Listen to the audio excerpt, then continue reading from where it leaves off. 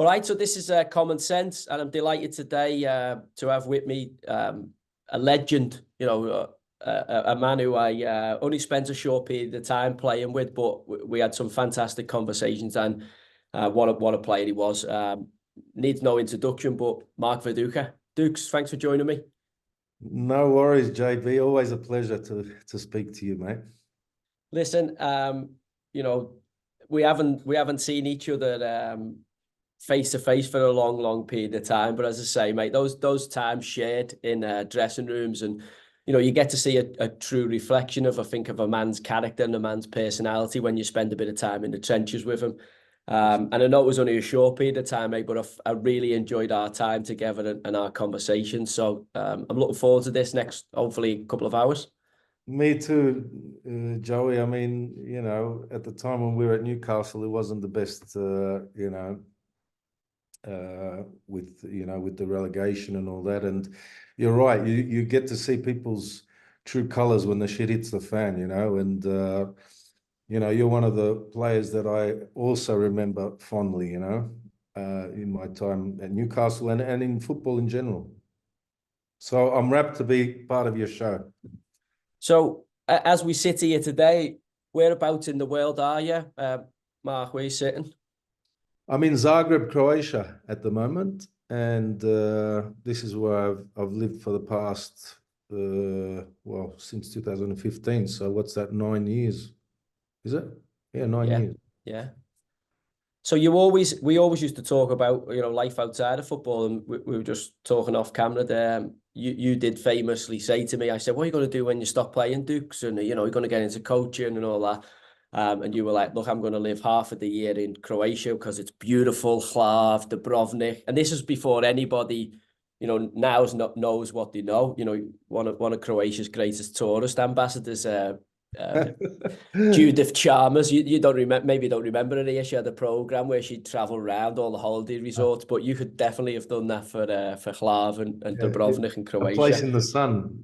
A place in the sun. and then you said you were going to live, down in the southern hemisphere, back in Oz, and get the best of both weather. So did you try that for a bit when you stopped? Yeah, we lived in Melbourne after I finished. We went in 2010 to Melbourne, and we were there for a year and a half. And we tried like what I said, the 6 months here and 6 months there. But, the kids were starting to get, a little bit older, and with their school and stuff, it was very difficult to keep taking them out of school and doing that. And in the end, we had to decide where we were going to live. And it was a difficult decision because, England was a huge part of our life as well. And all our kids were born there, and they started school there. And so what we did was we went to Melbourne for a year and a half and thought, because I was away for a long time, I left in 95 and come back and everything has just changed. Everybody's doing their own thing, and it's like you've dropped out of nowhere, and tried to start off, from where you left off, but and then we ended up going back to the UK.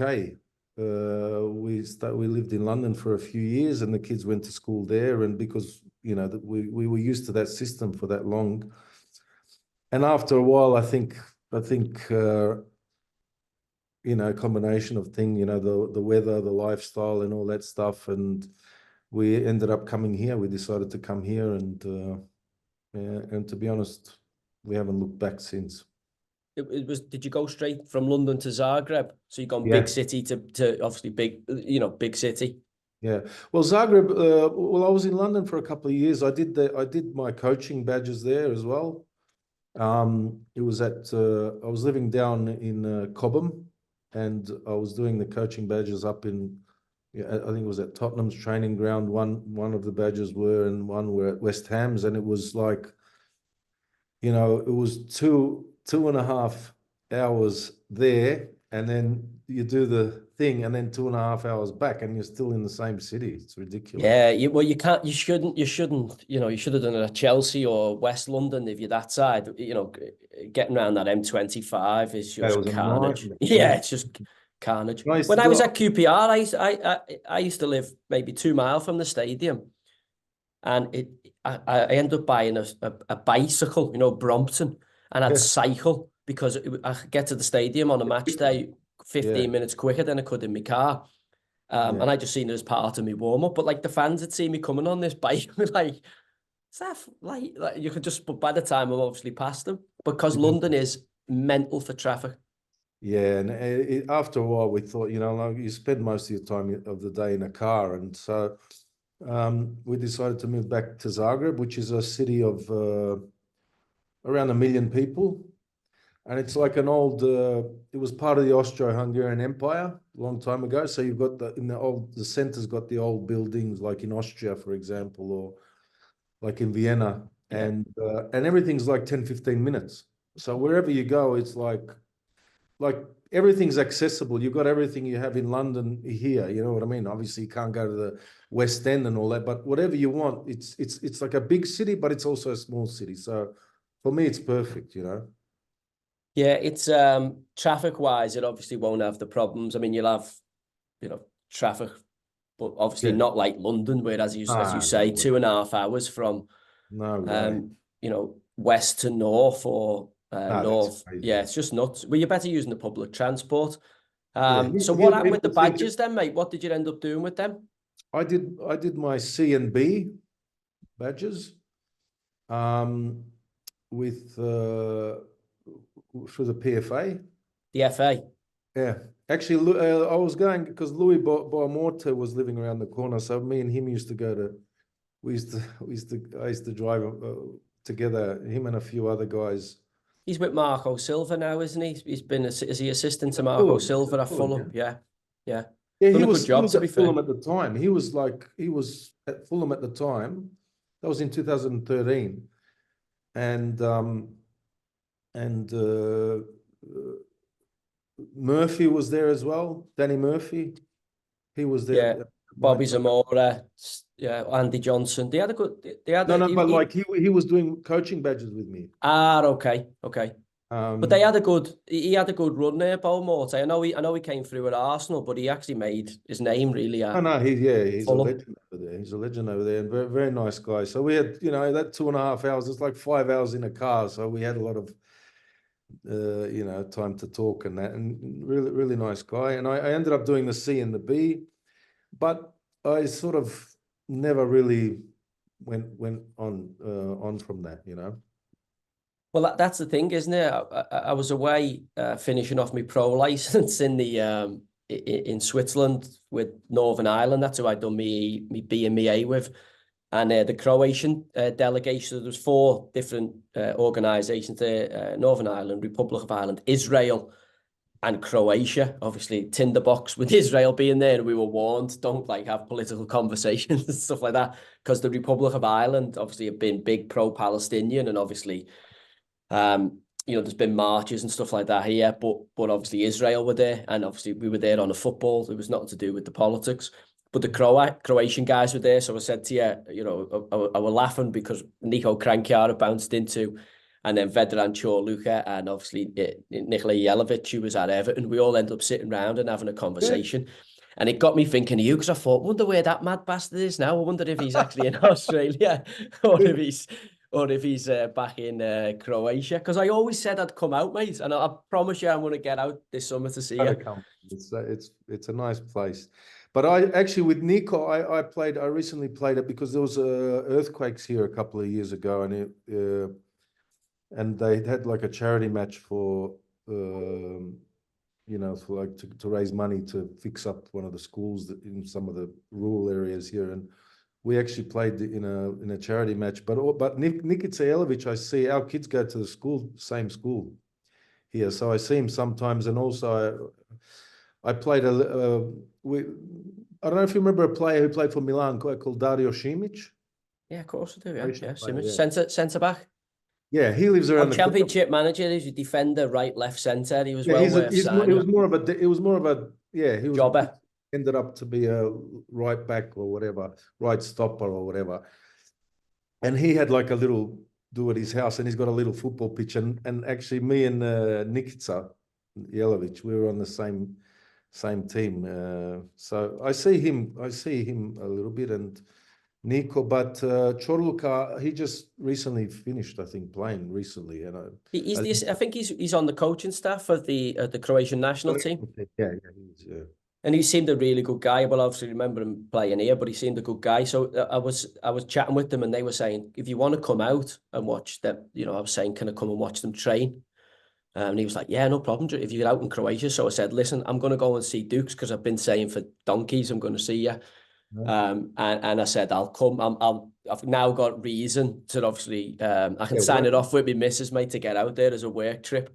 Look, you'll be surprised. People have a lot of people don't even know where Croatia is. They think it's somewhere near Russia or Ukraine or whatever. But you'll be surprised how close it is.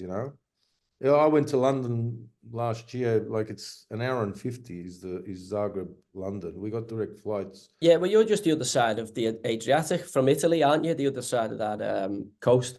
And I must, we must talk about it, but I do remember Dukes was saying to me in the Newcastle dressing room, this Hlav, it just spelled HV or something like that. HVAR. HVAR, and he was saying, wait till you see the harbour. And I'm like, Dukes, last time I seen this place, it was on news in 1990, 1991, being shelled during the middle of a war. And he's like, no, it's the best place. It's going to be incredible. So he was telling me, Mark was telling me about Hlar, and it's and now it is the go-to place, isn't it? I mean, it's pretty popular. Yeah. Actually, my son actually works there my oldest son. He works in a nightclub. There's an island which is off Hvar, which is another island.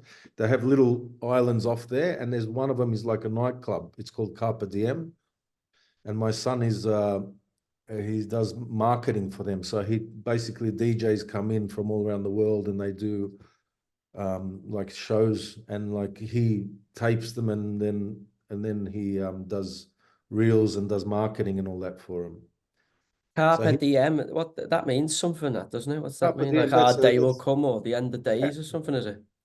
Yeah, but there's a nightclub on Hvar called Carpe Diem, and he's so basically he starts mid-May, and then he's there for like 4 months. So it's like Ibiza, it's like seasonal. Seasonal, yeah. Yeah.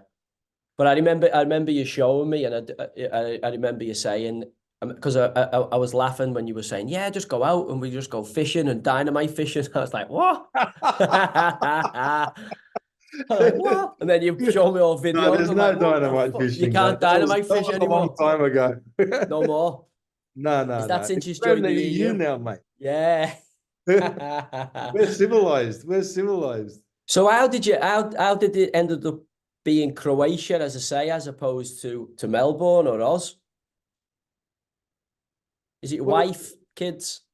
Look, my wife is from here.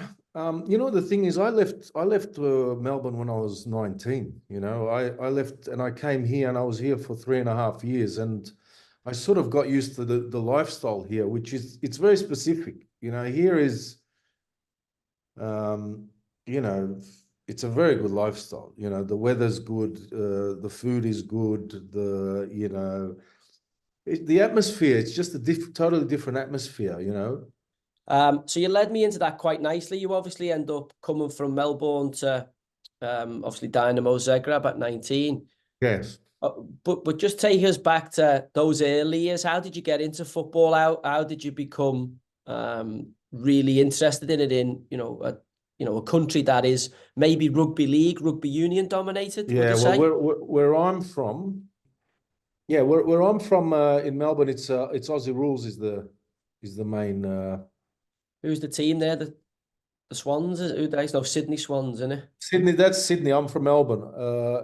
So basically, Australia is cut into two. It's north and south. The north, they play rugby, and the south, it was traditionally AFL, but it's all round now with the AFL.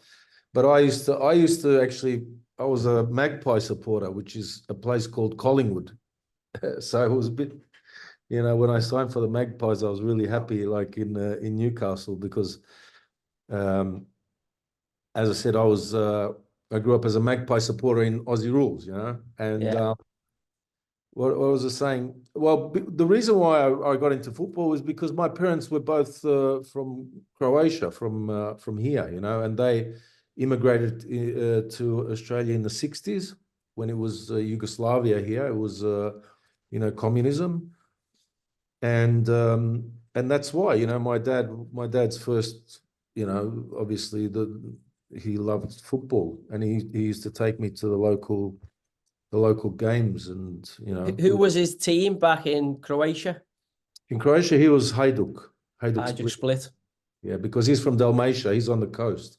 Dalmatia is, you know, where the dog comes, you know, the spotty dog. Yeah. That's the coast of Croatia is called Dalmatia. And that's where he's from. Did you say there's like 1,000 islands or something like that off the coast of Oh, Croatia? there's 1,200 or something. There's heaps of them. And but you know, when my parents were here, there was, you know, it was communism, and it was a situation where they were very, you know, poverty, you know, they were both came from poor families, and they were basically, you know, to look for a better life, they decided to come to Australia. But my parents were from totally different parts of Croatia. My dad was from Dalmatia, which is on the coast, and my mum's actually Ukrainian background, but she's from Slavonia, which is towards, I don't know, towards Serbia that way. It's more northeast. Not Slovenia. No, that's Slovenia is the country. Yeah, I know. Yeah. Slavonia, it's a region in Croatia. Well, that was the thing, because Slovenia was part of Yugoslavia, wasn't it? Yeah, yeah. Yeah. Yeah. So that was the thing I was going to say to you. Mum and dad go to Australia. How did he get out? Firstly, is it Tito? Tito would have been Tito the regime, yeah. of Yugoslavia. Yeah. Joseph Tito, but he's considered he's well thought of, or was well thought of, wasn't he, by the people?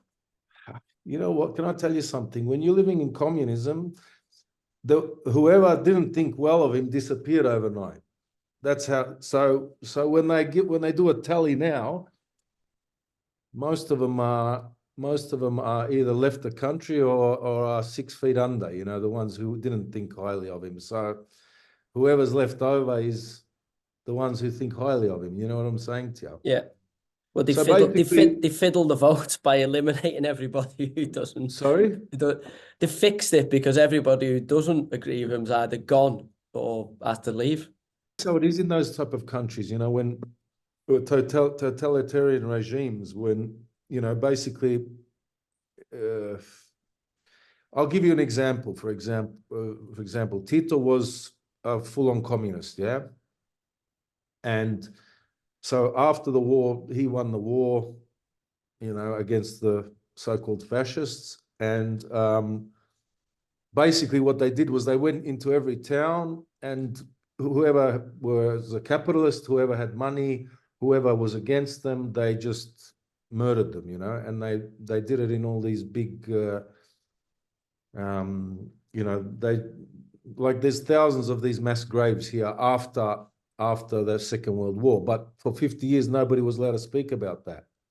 It was the same in the Soviet Union. Stalin obviously purged their society. Did you have gulags? Did you end up with a similar? There was, and that's what I wanted to explain. This is how paranoid that sort of system. Oh, my son's calling me. Check. His name's Joey as well. Yeah, great name, Joseph. Take it. Joey. No, he's all right. What was I saying?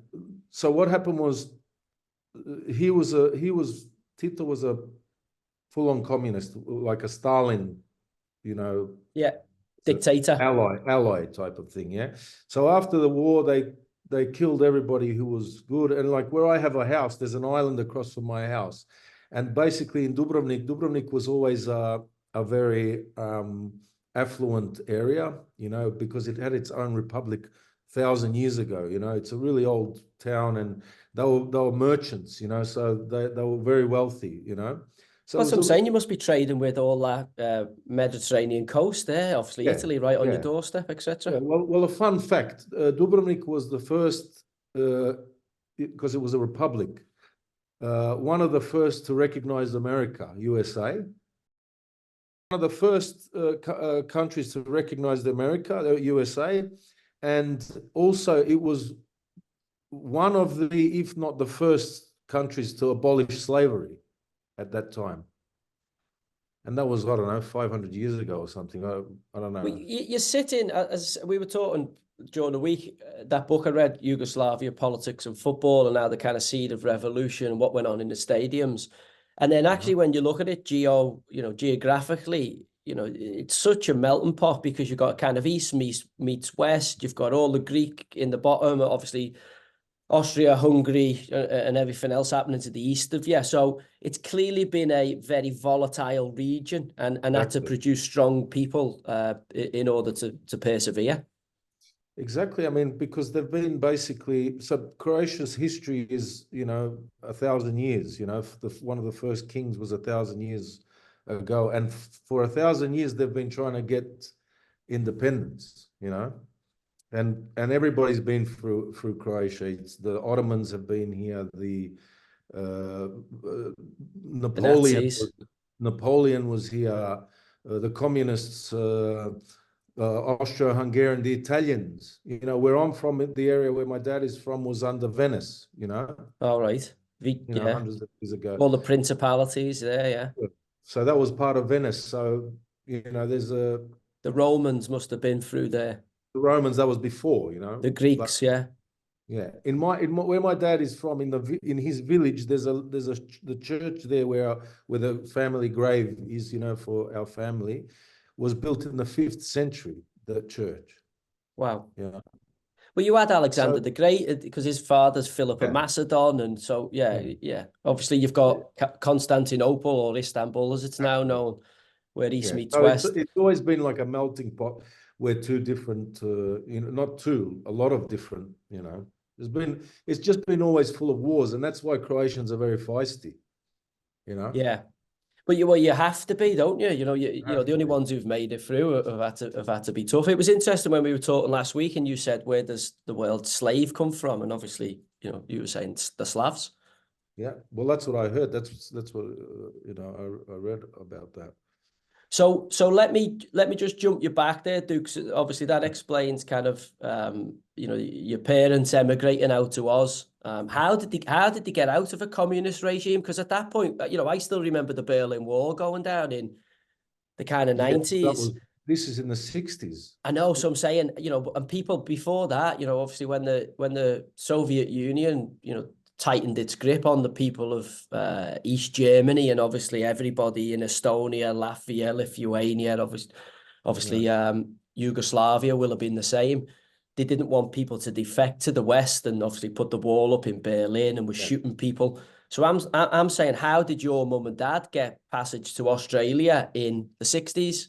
Well, I'll tell you what happened. There was I was trying to tell you the story, but it cut out. What it was Tito, after the Second World War, he was a Stalinist. And what happened was, started off really full-on communism, like in Russia, yeah? After the war, he was killing all the people that were against him, the wealthy people, the influential people, and all that sort of stuff.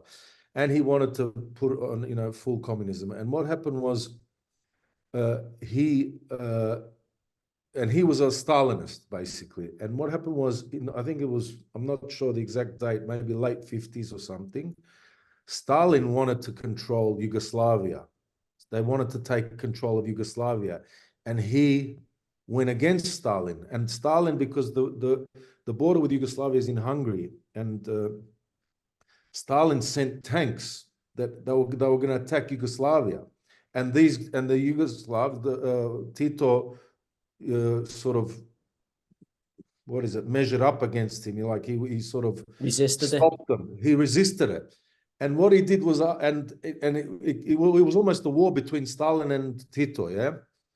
And what happened was, after that, which was very ironic, he made this like a gulag, but it's an island in Croatia. It's an island where he would send political prisoners and all that.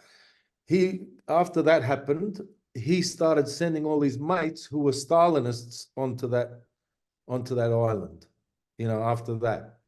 So it's a very paranoid situation in these type of countries. You know, they don't let people out. And what happened was at one stage, people were getting so poor and, you know, disgruntled, but they weren't allowed to rebel against him because he was you know, he had a hard hand and all that sort of stuff. So when this happened with Stalin, he started playing the West against the East. So he started becoming friends with America, England, and sort of that's how he ended up being sort of a little bit more connected to the West, because and then the West would finance him and give him all loans just to keep it going because he was against Stalin. And in the end, yeah. So that kind of my enemy's enemy is a friend. That's exactly right. So the West was sort of, he became friendly and he was playing the two, you know. Yeah. It wasn't a democratic system, but he was sort of playing between the two because Stalin already tried to attack him and he was sort of wary about that. And what happened was after a certain amount of time, the economy wasn't doing well and people were poor, you know, people were struggling, and he was forced to open up the borders at one stage. But what happened with me was that my dad's brother, you know, they were hungry. They didn't have nothing to eat, you know, and they lived on the coast where there was, you know, basically that they were, you know, either agriculture or, you know, they had their own, you know, what is it called, livestock and stuff like that in a village, you know, where they're from.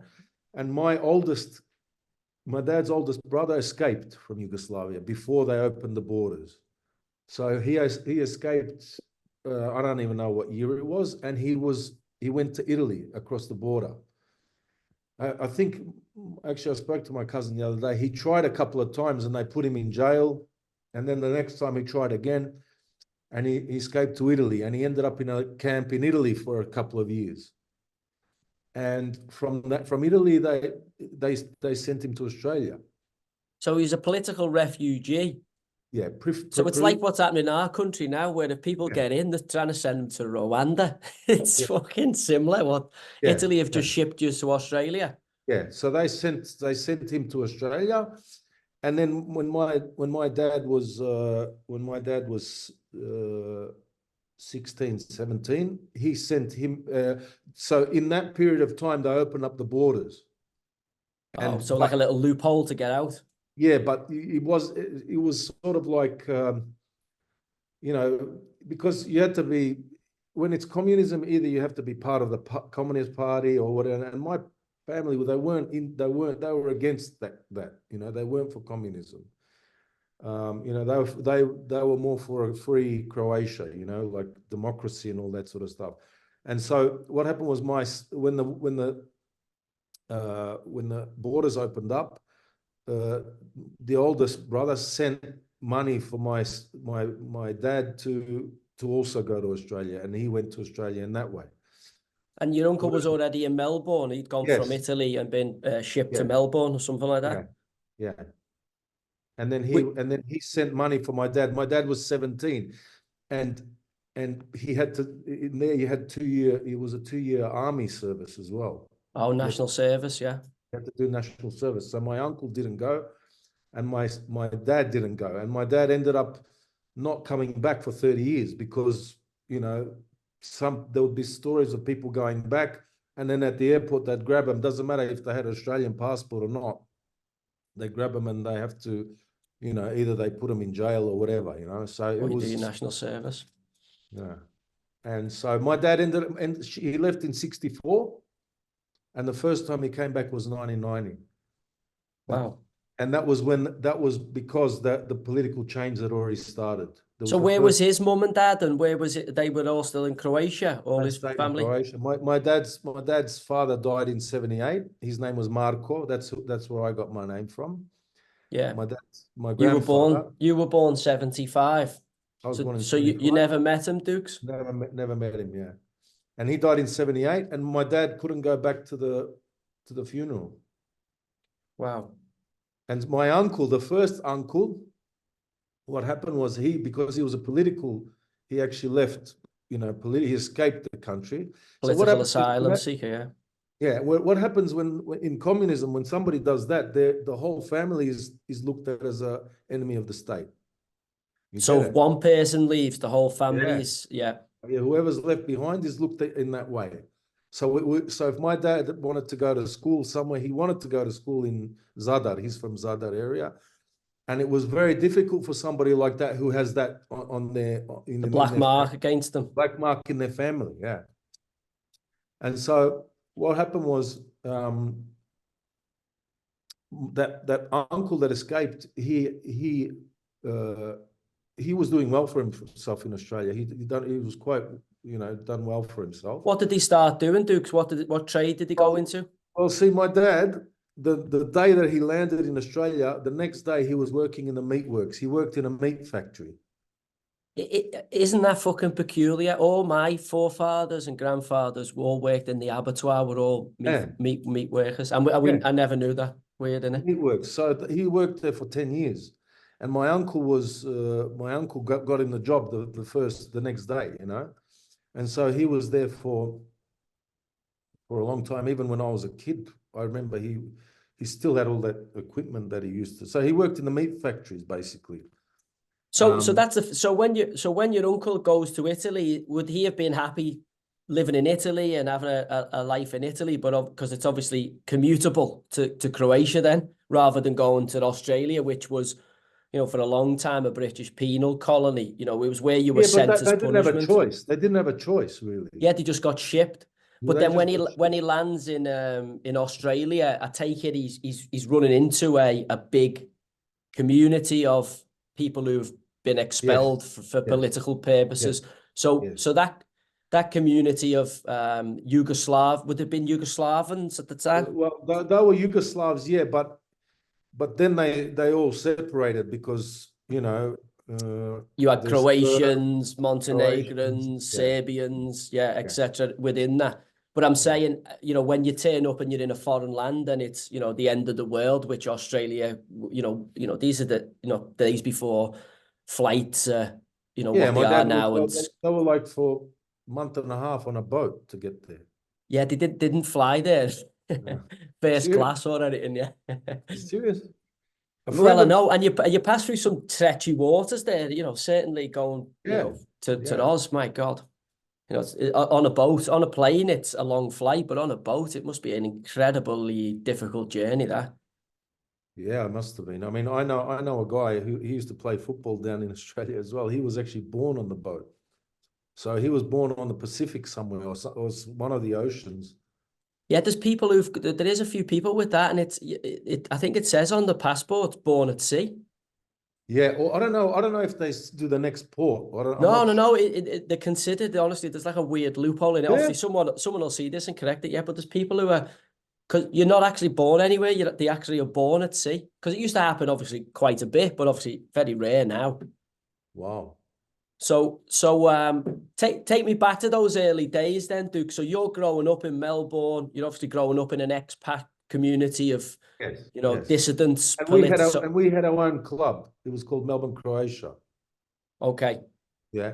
And it's like a sporting club, a junior club, like a basketball, no, it's just football. football. We were playing in the highest league in Australia. Okay. Because that club had been started in 1953. It was started in 1953 by Croatian immigrants who fled the Second World War. So the ones that left in the late 40s. And my parents came the next generation, which was the 60s, and then some people came in the 70s and all that. We used to have 10, 15,000 people at big games, So it is a big expat community of... They say something around 300,000 it was. Because there's a big Greek community. Yeah, there's huge Greeks. There's more Greeks. The Greeks and Italians, there's the most. So I'm saying, why have the Greeks and the Italians? Is the Italian emigration? I mean, the Italians have gone everywhere, haven't they? America. Italians have kind of, had huge immigration all over and the Chinese the same. But the Greeks, it's a strange thing, isn't it? The Greeks aren't really anywhere else but Australia. There's some in America as well. Remember the my big fat Greek wedding, that film? Yeah, yeah, actually, yeah, I do, yeah. Yeah, I do. Yeah, so there is big community, and there is like you see little But it was pockets of them, basically but poverty, Joey. It was basically poverty, because after the Second World War and all that, there was a lot of poverty going on, especially places like that where it's dry and hot. You got nothing really. You know yeah, what I mean? It's weird. It was weird because now Croatia is a big tourist place, yeah. But in the old days, like when people would pass down land to the kids in the family, got especially the villages and that, yeah. They always used to give the girls, right, the land next to the water, next to the coast, because it wasn't worth anything. You couldn't grow anything on it, right? They used yeah. to give the boys, because they're going to pass on the family name. They used to give the boys all the agricultural land, which is in the inland, where you can grow stuff on, yeah. But now the tables have turned because all the water, all the land that's close to the water is worth millions now. And they can grow potatoes on the other stuff. You know what I mean? Well, you don't need to grow any. You'll be able to buy somewhat That's billions what I of mean. All the potatoes all in, the yeah. all the girls have the land next to the water, which is now worth millions. Here in this country, anyway. So that's at Melbourne, Croatia, Duke. Is that your earliest memory of playing? That your That's my first? club. That's All like right. that's like Everton for you or something like that. Hey, what a night last night. Fucking hell. Noah's a Liverpudlian, so we haven't been Is he? speaking about it this morning, yeah. He's a He's Liverpudlian. Everton fans, both. I'm Everton and he's Yeah, but Liverpool. he's Liverpool. Okay. Yeah, so obviously we ended their season last night. So Merseyside's got a different king for the next period. Hold on, I didn't watch it. What happened? Yeah, Everton beat Liverpool 2-0 last night at Goodison. And obviously that's Liverpool Oh, can't win the title now. oh my So for goodness. Evertonians, Dukes, as long as if we can't win it, anybody but Liverpool winning it is a win for Everton. So Everton have got an open top bus around the city today to celebrate it. So when when you're as I say, that those earliest memories, Australia's not at that point in the. You're born 75, so imagine you're playing footy 85, you're 10 years of age there. Yeah. In 1985, you've probably only got Craig Johnson as an Australian playing for Liverpool, but there's not really many well-known Australian soccer players, football to us, but so obviously you've got your Croat, Melbourne, Croatia, you've got that big patriot. They'll know football because of Yugoslavia and that's a big football area. But obviously being out in Australia, when is it that you know that you're going to be a good player, Duke? At what age did you know? Well, I was from a young age, from 4 or 5 years old. I was just crazy about football. I lived with the thing. I would sleep next. I'd have it there. Or if I remember, I still today remember the first pair of boots my parents bought me. They bought in they were like cheap little boots in Kmart, and I wore them. And they were high cuts. They were actually high cuts. And I just remember that was the happiest day of my life. You know what I mean? And I took pictures in them. Like my parents get the camera out. In those days, it's not like today. They had to get the fucking film out and film. It takes about 3 weeks to come back from the shop and all. Yeah, and I took it in front of the fireplace. I took a picture with them. Like we had this fireplace, an old fireplace. You know what I mean? I put it in front of that and everywhere. What kit would you have been wearing? What kits would you have had on? In those days, they didn't have in Australia. You could not buy kits, football kits. I remember when I got picked to play for the local region. And the first time I saw like an English football kit, a kid was he had an English background and he was a Man United fan. And he got, or somebody sent him from his family and all that. And I saw the first time like a proper hit. We just had it was all Aussie rules stuff or or you know what I mean? And you had The to Aussie rules are like the wife beaters, aren't they? They're like the cut-offs and the the short shorts. Yeah, they didn't have. If I showed you one of my first kits, it was like bloody Kevin Keegan in the '60s. You know, one of those ones, like the long sleeve with that thingo. That was one of my first ever kits. You know what I mean? So we didn't have many of that stuff, but anything to do with football, I was crazy. You know, I used to. Whenever I'd come home at that ball, I'd be walking around the house, and my mum would get pissed off. You know, like I'd be walking around the house like, you know, playing a 1-2 off the bloody wall or something. Lucky in those days we had the full wall. We didn't have the plaster, you know. And I used to just everywhere I went, I was just with the ball, you know. And so was your dad a football man, Dukes? Did your dad play? Loved it. He loved it, but he played a little like amateur, but he just loved the game, you know. Me and him, because in Australia, obviously there was no TV like cable TV and all that in those days. We didn't have the only live games we had was the FA Cup final. And like if it was a World Cup or European, you know, like cup final or something. European Cup, yeah. What time would that be on? What, because obviously like it must all be, hours of the morning, like 3 I was gonna o'clock. say, yeah. You would have to get up in the middle of the night, wouldn't you, to watch them? Yeah, we were. I remember watching the '86 World Cup with my dad. Like we like just to watch Diego Maradona play. You know, like he was just every time he. I don't know if you remember that. You're a bit younger than me, but I'm born 82, so yeah, I'm 7 years younger than you, mate, believe it or not. yeah, that World Cup. I actually remember the '82 World Cup as well. Spain. Watching that with my dad, Italy play.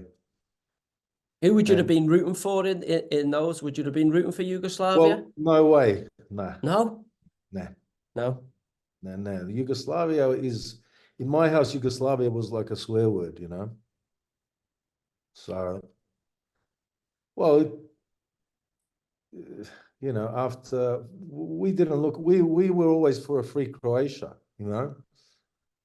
We're always for a free Croatia. That's why, you know, there was obviously some people here who weren't. They were part of the system, you know, but if you weren't part of the system and, you know, especially once my parents went to Australia and saw what democracy was, you know, and freedom was, you know, even to this day in Croatia, you've got remnants of that old system where, you know, a political party, you know, they say you have to sign up for them and then, you know, they'll give you a better job or they'll get, you know, that sort of stuff. Yeah, that's what communism is like.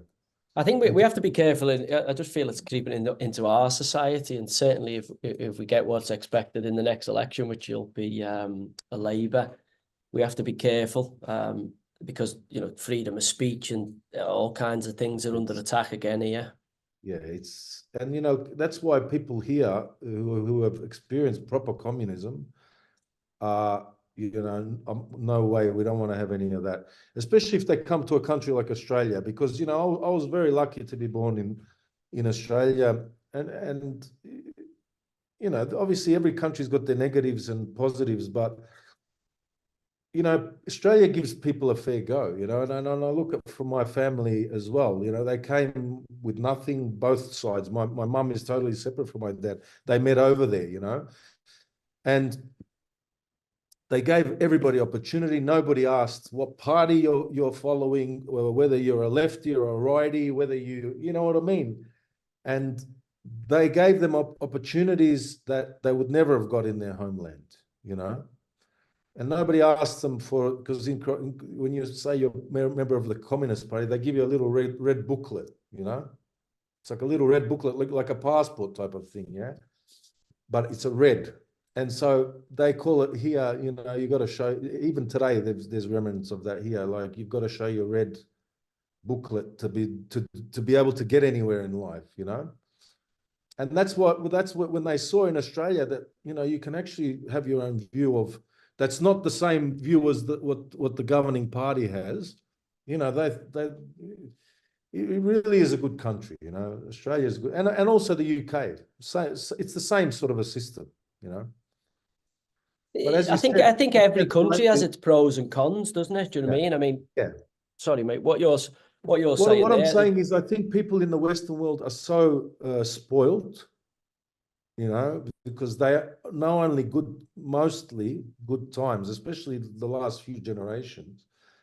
And maybe they're not aware of some things that are creeping in, like what you were saying, that could impact on their daily freedoms, you know? Well, we've got some strange things happening here. Obviously, this DEI and kind of we've got to have enough only token black people on the thing or token gay person or woman, token woman, because we've got to fill these quotas. I don't know whether it's creeped in Croatia, but it's certainly running rampant here.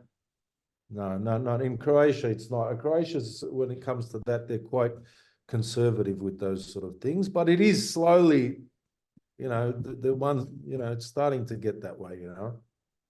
Yeah, and we've as I say, we're at a strange time because the British are certainly so tolerant. People are obsessed with being politically correct. People are obsessed with not hurting anyone's feelings. Yeah. And, you know, it in spite of telling them the truth, they're allowing people to get on with these delusions. And we've had a big problem. I don't know whether you've tuned into it here with kind of the whole trans issue. You know, what is a woman? What is a man? And about 10 days ago, there was a report done by a lady. It's called the Cass Review, which has basically said, you know, you shouldn't be given, you know, teenagers and young children puberty blockers and gender rearranging surgery, you know, up until the age of 25 because this study that's been done. So, you know, which makes common sense. You know, if you be gay, be whatever you want to do, but make those decisions as an adult. Don't be, you know, allowing an 8, 9, 10, 11, 12-year-old kid to transition. Yeah, look, I'm a big advocate for kids have to have that period where they're innocent, you know, where nothing can influence their, you know, that sort of decision making for those sort of things. I think that slowly, for some reason, people are eating away at that innocence of kids, you know, and whether that's some sort of an agenda or whatever that they're trying to push or whatever, I don't know, but you know, people that, you know, for me, all the things that we were taught as kids has just gone out the window because of somebody's feelings. You know, Yeah, that's what it looks like. Well, You know, I think common sense is coming back though, Duke. I see a little bit of I've seen a lot more pushback now than I've seen in a long while. I think people are waking up to the dangers of living in you know, you'll know, coming out of a communist country, you know, forefathers coming out of a communist country, the dangers of allowing people to distort reality.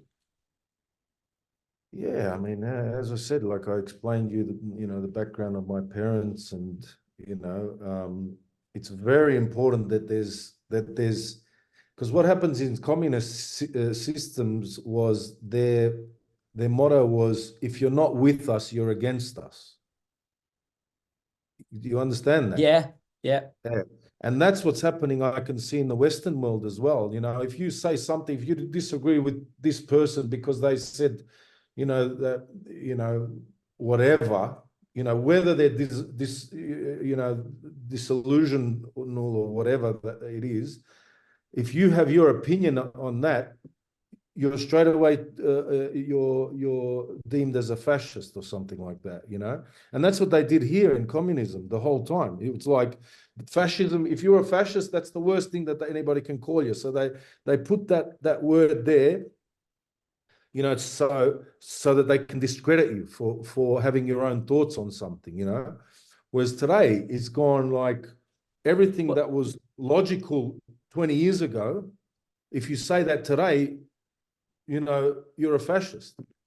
Or you're a racist, or a misogynist, or a sexist, or a homophobe, or there's a billion terms, and I think that's where they've lost credit in terms of, you know, the pushback is coming because people are sick and tired of the nonsense. You know what the problem is, and I said that to the when I spoke to you the other day. The government, all the governments, especially in the Western world, they've put everything under one umbrella, and that's tolerance. So it means you're liberal if you tolerate everything. You know what I mean? Yeah. But tolerance has a limit as well, you know? Tolerance has a limit. If it wasn't like that, then people would be running amok in the streets, you know? Everybody will be doing what they want.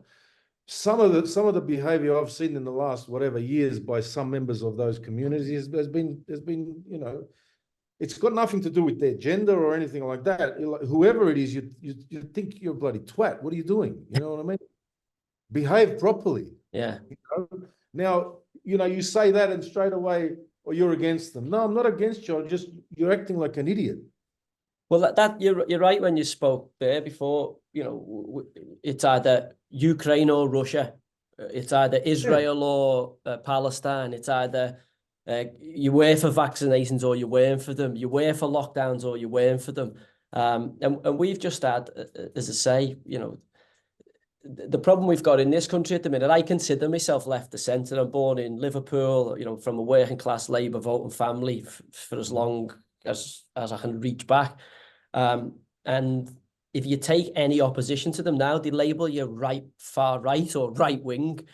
But it's like, well, you've gone that far left that anything that doesn't agree with you is going to be right. Because, you know, we were talking last week about, you know, I must mention what you said there, that there's a famous band from Wales called the Manic Street Preachers who I grew up listening to when I was a kid, and they wrote a song about, I think it was about the Spanish Civil War.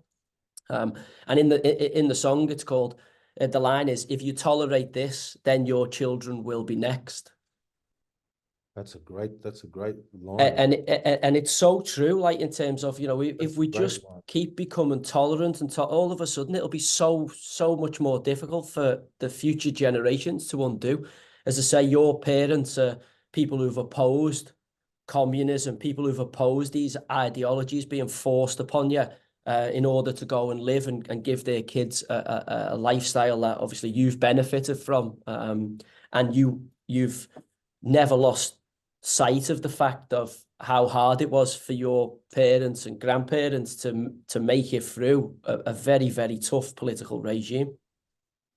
Yeah, I mean, look, the thing is that when you're raised by parents like that, you know, and they've, you know, I'd never experienced being hungry in my life.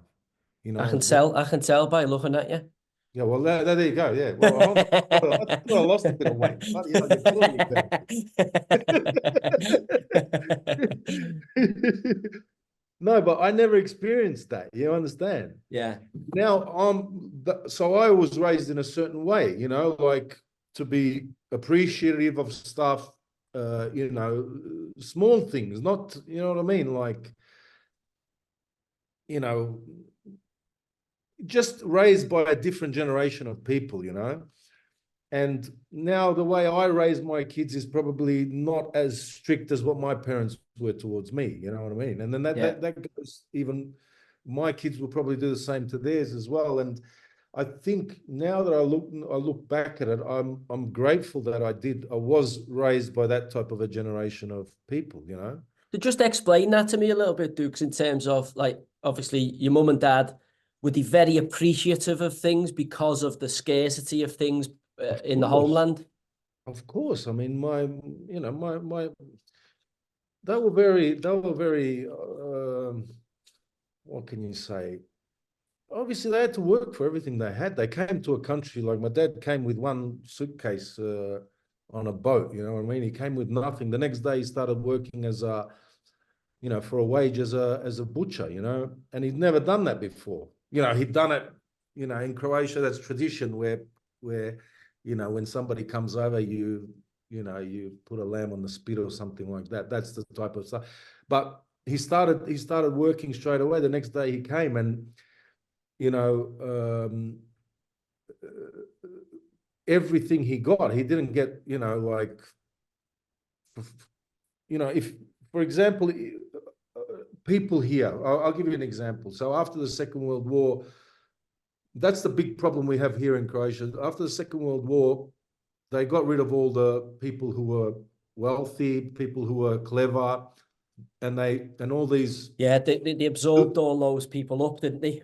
And what They they were seen did as a was threat, yeah. and a lot of the Jewish people, because in most of these countries, Or what was left of them, Dukes. what was left of them, they took all their stuff, so they'd go through in the Zagreb city center. We've got thousands of apartments. It's an old town, like built in the Austro-Hungarian Empire time, and there was a lot of wealthy. Yeah, the Prussian Empire.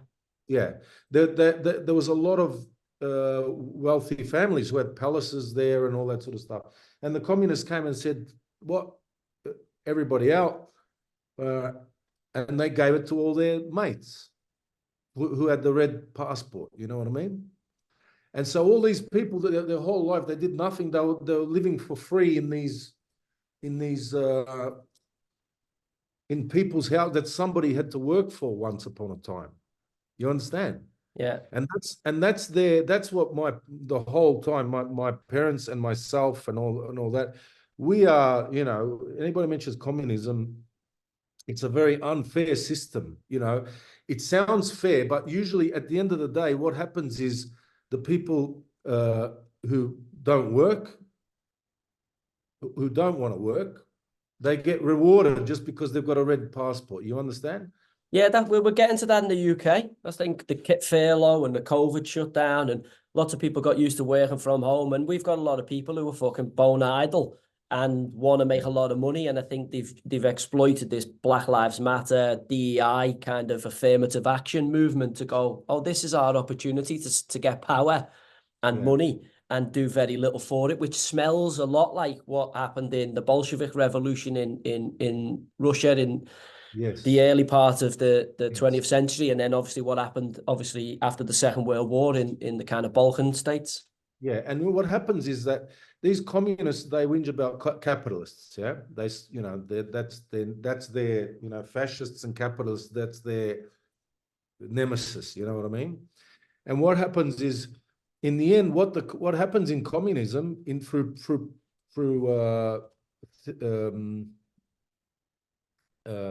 just through the process of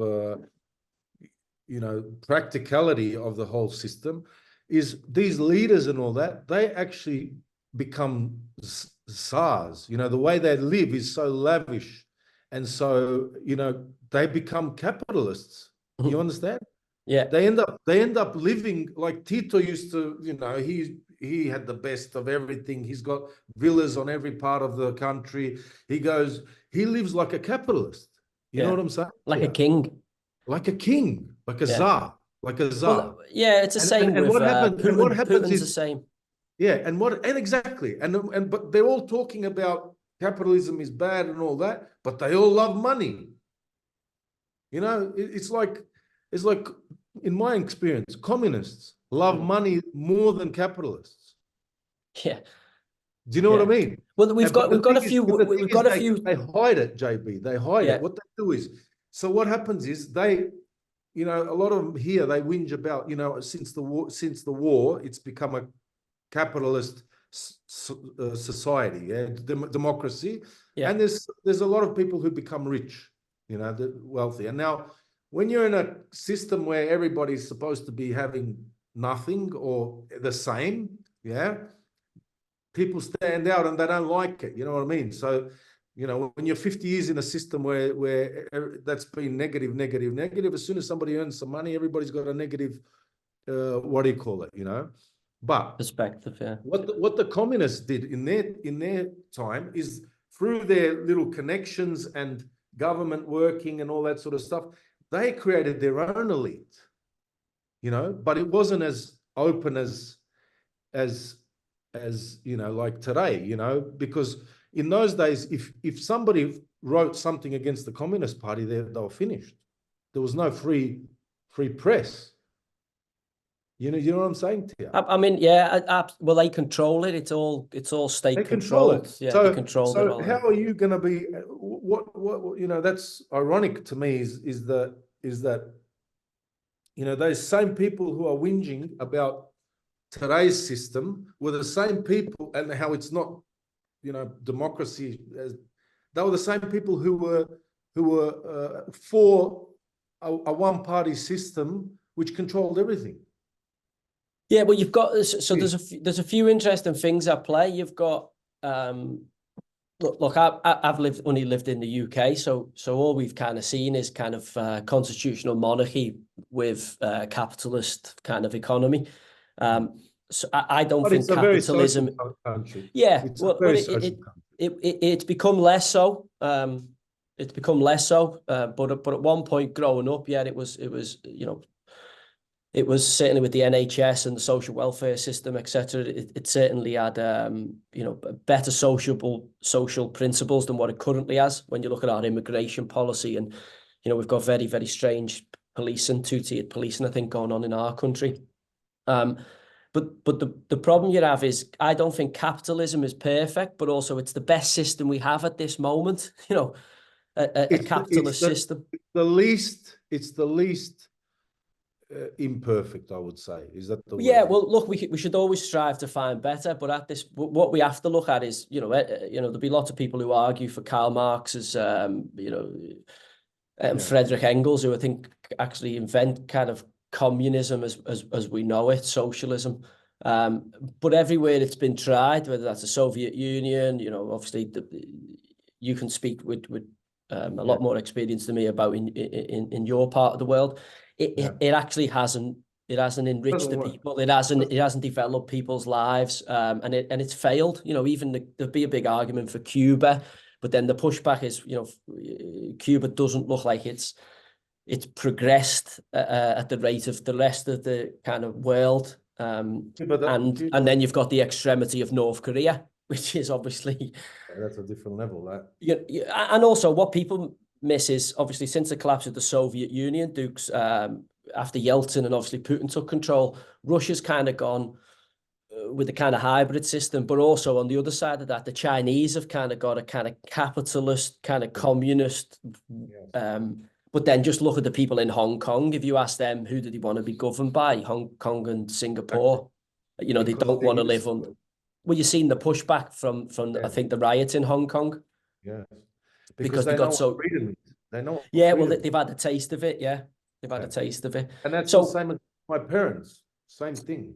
Yeah. So Australia and saw that, you know, just through hard work and whatever, and nobody leaves you alone. Like people leave you alone, you know, if you do the right thing. And so how much of that do you think had an influence on your personality? Well, my personality is, I'll tell you something. So my mum's side is Ukrainian, you know. So where her family was from originally Lviv area of Ukraine, and because that area, I'm talking about the turn of the century now. My great grandfather came from because that area was part of the Austro-Hungarian Empire. Yeah, it was all Prussia before the First World War, the great, you know, 1918 or whatever it was, 1916, 1918. Prussia, but it was part of. There was three big royal families. So they're all Queen Victoria of England's grandchildren.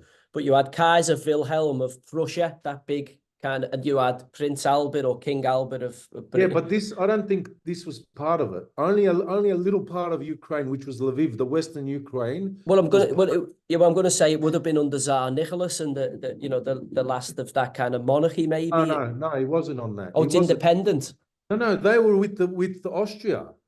That part of Ukraine when my parents, Austria and Hungary were all part of the same, and it was I think bits of Germany and Poland and that were in there, and it was known as Prussia, the Prussian Empire.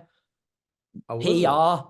Yeah, listen, I'm not a historian. Someone will correct us if I'm wrong, but there was a big area called Prussia. Yeah, basically that area Croatia was in that. The top part of Croatia was in that as well. And so they got part of that, like they. No, you're on about the Austro-Hungarian Empire. I'm talking about further north. This is the Austro-Hungarian, which is obviously a big, powerful. Yeah. So that took a little bit of Ukraine, just the Lviv area, yeah. The guy he was killed in Sarajevo? I'm sure that Archduke Franz Ferdinand. Yes, Franz Ferdinand was there. He was killed in Sarajevo. by a Yes, Serb, I think, and by it Serb. It was the ball that started the First World War First World rolling. War. Yeah. First World Sorry, War. mate. Yeah. So what happened was my mum's family moved down to Bosnia, which is on the border with an area which is on the border with Croatia. And Yeah, she big was Muslim population. Yeah, because of the Ottoman Empire, there's Muslims there. The So Ottoman that Empire was, Turkey and all that, yeah, Ottomans. Yeah. so they were stopped by Croats, by all the Christians there. That's where the border with Bosnia was. So you've got Albania, Bosnia, Macedonia. But Is yeah, that that's there? further down south, though. That's further down. But I'm saying you have stopped the Ottoman Empire moving into the Yes, rest of Europe there, yeah, that region. in those days, yeah. Yeah, wow. And that's why, because that was the border between East and West, Yeah. basically, where we are, you know. And anyway, I was saying, so they at the turn of the century, my mum's grandfather moved down to there, and then my grandfather was born there, and my mum was born there. So they've got a totally different. Ukrainians are totally different to Croats in a way of they're similar, but they've got a different sort of. They're sort of more placid, you know, where Croatians are very, you know, hot-blooded, you know, especially Dalmatians. They're very hot. They're very, what is that? Is that just like natural to the area because it's been resistant, it's been in warfare, it's been under attack, yes. it's been, yeah. Yes, and also the area, you know, it's hot, dry land and all that sort of stuff. They're very resilient people.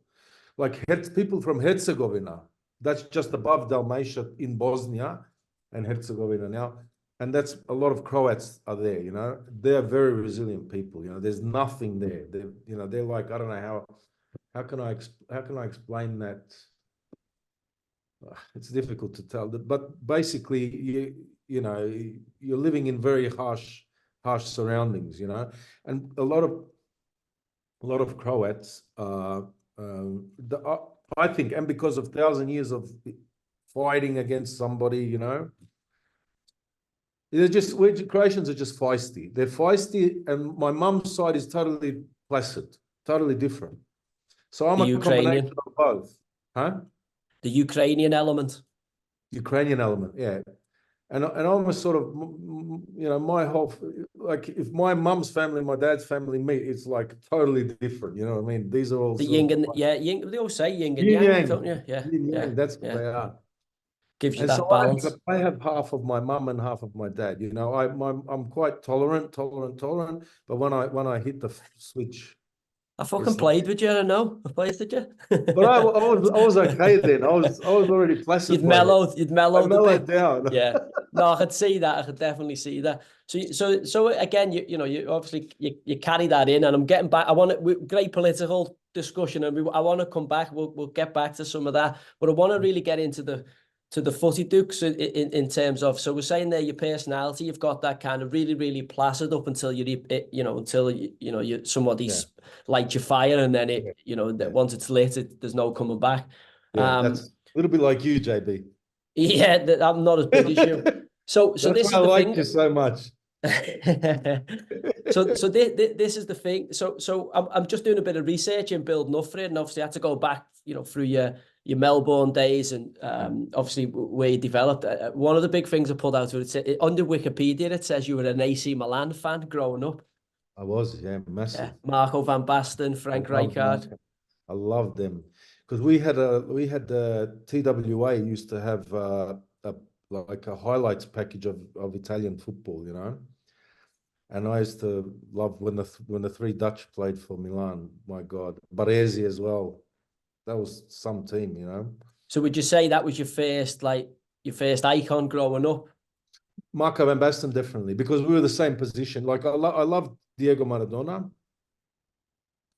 but I wasn't the same type of a player as him, But whereas I was more sort of like Van Basten in terms of same position and striker, tall centre forward type of a player, Who was the big influence in Oz? Was there anyone catching your eye out there?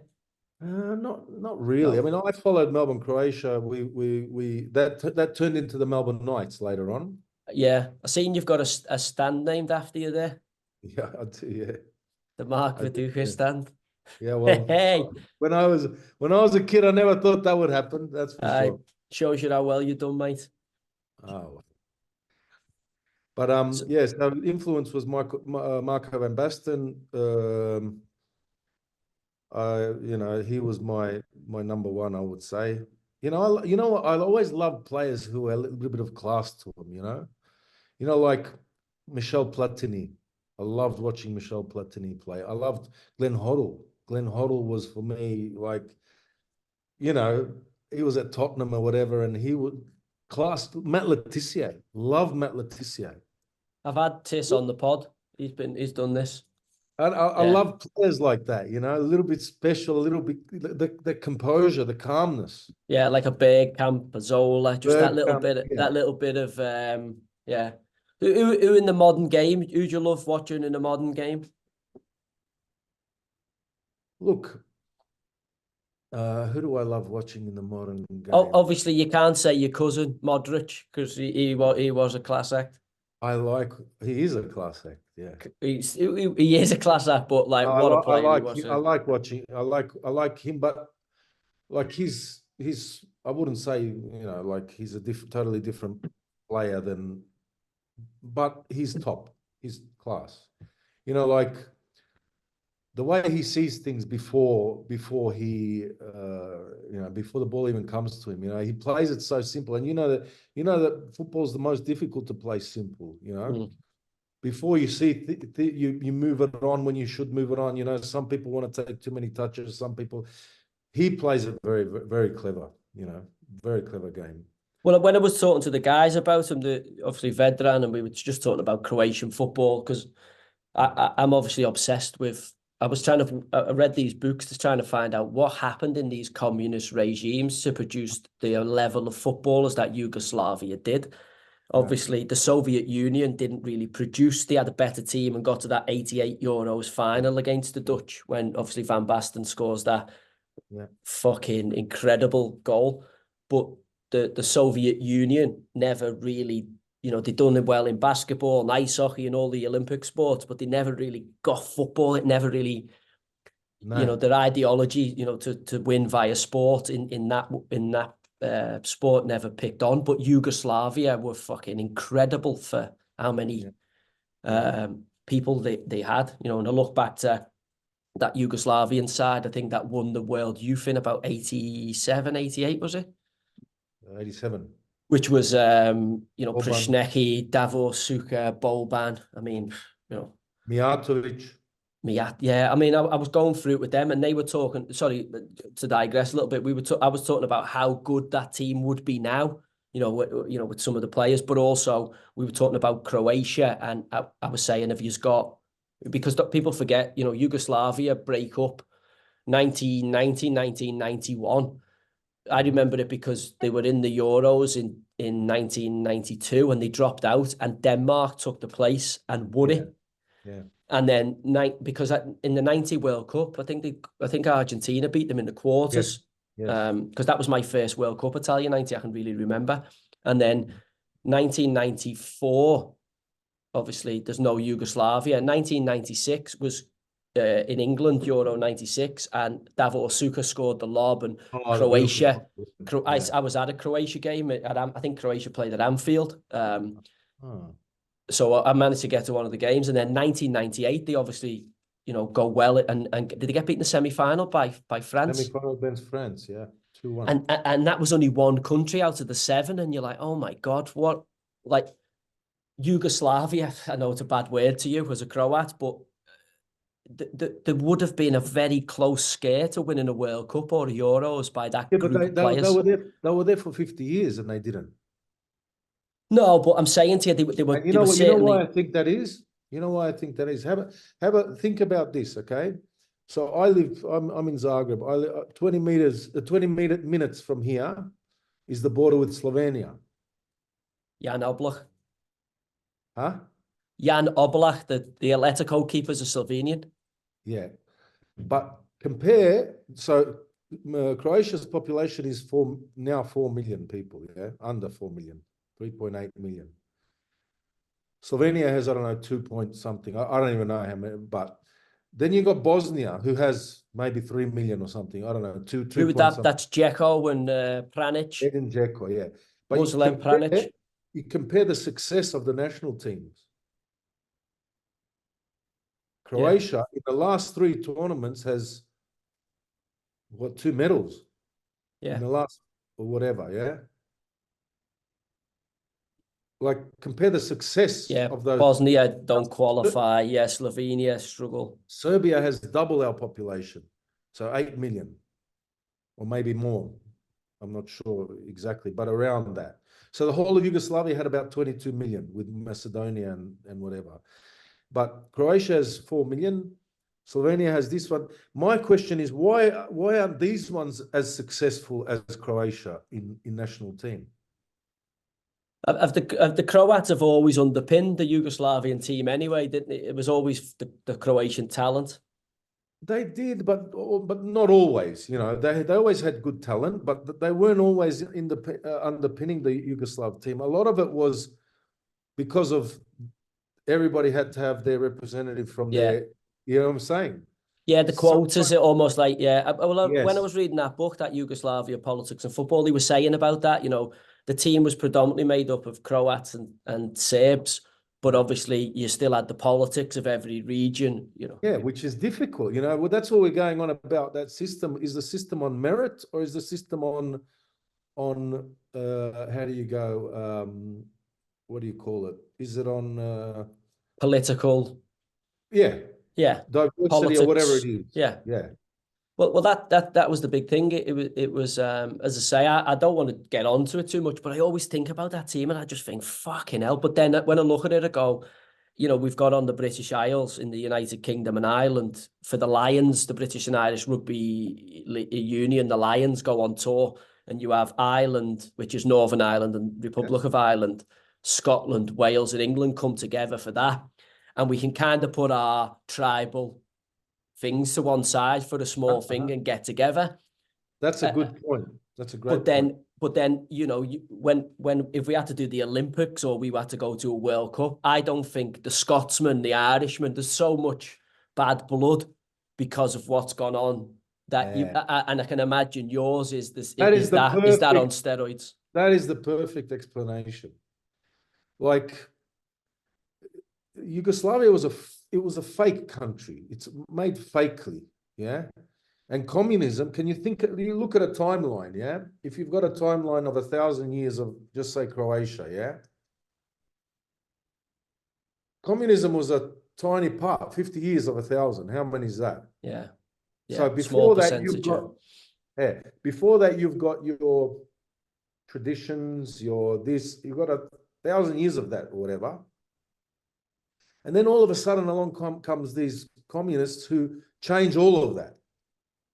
You know, they bring their own system, which is not a democratic one. They bring in you know, because Croatians are big Catholics, yeah, and that was a huge part of big reason why Croatia lasted that many years, was that family unit, those traditions that they have, you know, in everything, you know. One of them was that. Now, communists, they don't like religion, they don't like the church because but it's against the state. It's not the state. They want the state first. Yeah, it competes with them. So that's one of the things that brought all of these things together. So all of a sudden, these people come in and change the whole scenario. Do you know what I'm trying to say? And then after 50 years, it comes back again, and there's still remnants of some people who like that old country. Do you know what I'm trying to say? And each of these countries within Yugoslavia had all those little things. You know, they had their own traditions, they had their own this, they had their own that, which, you know, it could be a nice thing putting all that together. But I think one of the big reasons Croatia does well, it was because they were formed. The national team was also formed when it was the hardest for Croatia during the war, you know? Yeah. and everybody was motivated. Like they were obviously, they were all, by that time, they had that experience. A lot of those players played in the '87 Youth World Cup, and they were all that sort of age. You know, what's his name was at Boban was in Milan. This guy was in Real Madrid. Yeah. Yeah, they Real were all Madrid. in big. They were all in, doing well in their clubs and all that. And then they had that extra motivation where you had soldiers fighting on the front line. There'd be soldiers going in bloody runners. Because they didn't have enough money because the Yugoslav army controlled everything, and the Serbs controlled that, and then they attacked us. And the This only is way Slobodan Milosevic.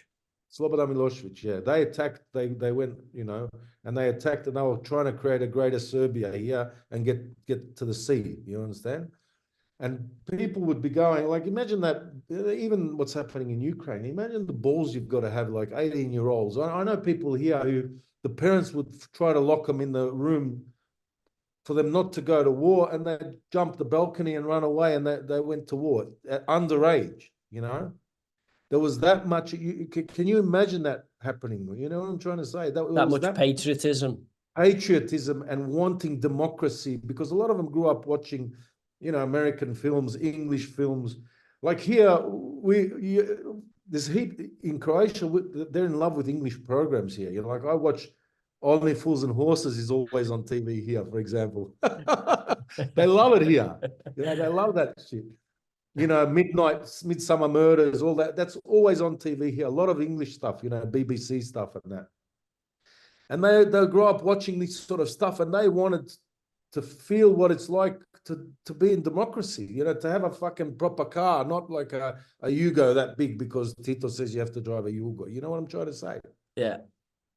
Yeah, they'd seen a different lifestyle and wanted to sample it. Yeah. Exactly. And you could, the Iron Curtain could no longer stay over. Yes. And then, for example, like now, you've got like where my dad's from. I told you there's a church from the 5th century there, and that's where the graveyard is and all that sort of stuff. If you see somebody coming trying to take that off you, I know you, JB. I know you'd stand there for sure. If you're in the trenches, I'm sure you're not going to be the one who's going to run away. That, because you've got generations and generations and generations of your family in that graveyard or in that village, or Yeah. That's what happened, and that's what happened with the national team as well. That's my opinion. At that time, there'd be young guys going to war. This was their way of doing their duty for the country. You know what I'm saying? Well, there was a big thing, wasn't there, that I think I want to say it's Zofimir Boban, who's obviously AC Milan. That's how I first saw him watching him, because Serie A was in the early 90s. It was the biggest league. It was the biggest league on the planet. The best players went there.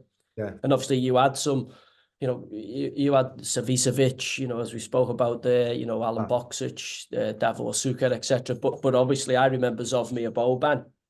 And then when I was reading up about it, there was a famous incident, I think, just before the end of Yugoslavia, where Boban, does he fight with police? Is he on the pitch at a game, and he ends up punching up fighting with the police? Yeah. And it sparked a riot in the stadium. Yeah, you know what happened was that was in 1990. That was I think it was May or something in 1990. And what happened was, it was a game between Red Star, and already the sort of wheels have started turning of democracy, and there was a game between Dinamo and Red Star, and they're the two. Dinamo is the Dinamo Zagreb, Dinamo Croatian, and Red Star Belgrade, which is Serbian. Obviously Serbian. Yeah. Serbian, yeah. So that's like Man United and Liverpool here, but obviously a lot like it's like Celtic or Rangers playing Man United or Liverpool. Yeah. Yeah. And so what happened was, there was a feeling here. It wasn't a feeling, but they had basically this, because Yugoslavia was meant to be, everybody was meant to be, equal, all this and stuff. Yeah, socialist utopia. Yeah. And they had, the Serbs had taken control of the government, basically, by that time. And that's why they had control of the army. And then they first attacked Slovenia, then they attacked Croatia. Wasn't Red Star the army team? Isn't Red Star Belgrade? No, Partizan. Partizan, sorry. Yeah, they're the army. So what happened was that was a game, and it was already starting, you know, tensions between the nations here. And there was a game against Red Star and Thingo. And so what happened was the Red Star fans started pulling out the chair. They were away fans. They started pulling out the chairs and like wrecking the stadium, whatever, and throwing them onto the Thingo. And they started fighting between, they jumped some police board or whatever, and then they started Thingo. And then what happened was the fans from the other side of the stadium saw that and wanted to help these guys, and they started running onto the pitch. And then one copper started belting one of the Dinamo fans, and then Boban. Actually, what happened was the copper actually hit one of the players before then. He hit one of the players who was trying to sort of, you know, usher off one of the fans, yeah. And then Boban saw this and he attacked him. You know, he had a go. I mean, he got suspended. I think he got 2 year suspension for that. So only because it sort of fell apart was his suspension. He was allowed to go because the Yugoslavian state failed. Yeah. So that brings me nicely, Duke. So I want to get back to the early days now. When do you realize, you know, we're all good, you know, playing football, and then you realize I'm better than, you know, the kids in the street? When is it, at what age, or when is it you realize I've got a chance here of becoming a professional? Like, you know, when when the progression in Australia is that you play for your state, which mine was Victoria. So every year I was picked for the state teams, and we'd have like a national championships in one state. So one time would be Queensland, one time would be whatever, and so you play off against all the other nations, and whoever's the winner is the, you know, like whatever national champions. Yeah, so that started at under 12s, under 13s, under 14s, and under 14s I actually went to Croatia. That was 1990. And I missed out on that one, but the next year was the under 15s, and I got picked again for Victoria. What do you mean you went to Croatia? Explain that to me. Well, I told you my parents never went back. Yeah. And in 1990 was the first time they went back, because my parents wanted to see where they were born. You know, like they haven't been for 30 years. Is this in the middle of the war, or that was just before the war? Just before. So that was just after Boban hit that. And what happened was, in my area was my village was occupied by Serbs for 5 years, and when I was there, they call it the Balvan Revolution. And what they did was the Serbs cut big trees down, and they blocked all the roads so that Croats couldn't go back to their houses and that happened when I was there. So that year in 1990, I missed out on the Australian Championships because I was in Croatia for like 2 months, you know, just as the war was starting, yeah.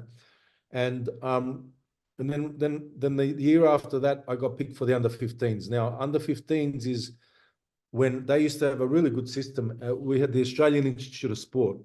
I don't know if you heard of that. Yeah, it was famous for landing all the gold medals in the Sydney Olympics. Yes. And so what happens is, after the under 15s national championships, they pick 20 players to have a 2-year scholarship at the AIS. And I got picked. So that was so Dukes, just for the listeners, this is a version of, you get selected and then you're almost like a boarding school, isn't it? You go and stay on the. So where was the Institute of Sport? In Canberra, which is the capital city, yeah. So how far is that from Melbourne? Oh, it's about 8 hours drive or something like that. So you're in essence moving to another country. Yeah, you know? 16 when I was 16. So we us 20 players, we got offered this scholarship, and we started off there. Like the first 2 weeks I was crying every night. So you're living in like dorms here, or is the 2 years in a room, or what was the? No, we had a roomie. It was like dorms. They had like a residential area where you'd have like a small room with a desk for schoolwork and a cupboard, and a little sink in the corner. They used to have a sink and a bed, and that Sounds was like a jail cell. a little bit like that. I've never been, so. Yeah, definitely from Well, like experience. that. Yeah, basically it's a little room like that, and on each floor there was like a toilet and a shower. All right. So So you've got your own room, and there's a bit of a communal shower and toilet. yeah, like on each floor. So there was like 3 or 4. There was a lot of people in there, and then there was like like a common room where we'd play like there'd be a TV, like with me, Yeah, like table tennis, pool, or whatever. yeah. But there What a wasn't mess. pool. There was just like a TV with chairs and all that sort of stuff. So I was there. I had a 2-year scholarship there, and that's when I saw I could start doing something. Is that because you're comparing yourself against the rest of the country, and you're going, okay, I know where I am here? Well, look, at first, to be picked to go there is a quite a big thing, because it means you're within the 20 best in the country at that age. In your age group, yeah. Yeah, and what they did was they made that so that that we prepare for the young national team. In 2 years' time was the World Cup for the under 21s, and they had a system where they'd do that, and then 2 years all these players would play together. And then the national team coach would either select the one he thought he was good, plus others and all that sort of stuff. But the majority of the squad played every day, twice a day training sessions and all that sort of stuff. So we were, it was basically trying to get everybody accustomed to each other for the next World Cup under 21s. Yeah, the Australian Institute of Sport was renowned at being at the forefront for obviously Olympic athletes. Certainly whether it was swimmers and etc. when the Aussies were winning medals. But in terms of from a footballing perspective, it's different being fit to swim or fit to be a 400-meter runner or 800-meter runner. But where were in terms of experience and knowledge for football at that time? Well, we had a guy he's from an English guy called Ron Smith. He was the head coach, and then we had a player who used to be a former Socceroo as the assistant coach there, and we had the best facilities. I mean, we had indoor, we had outdoor, we had swimming pools. It was like being a professional footballer.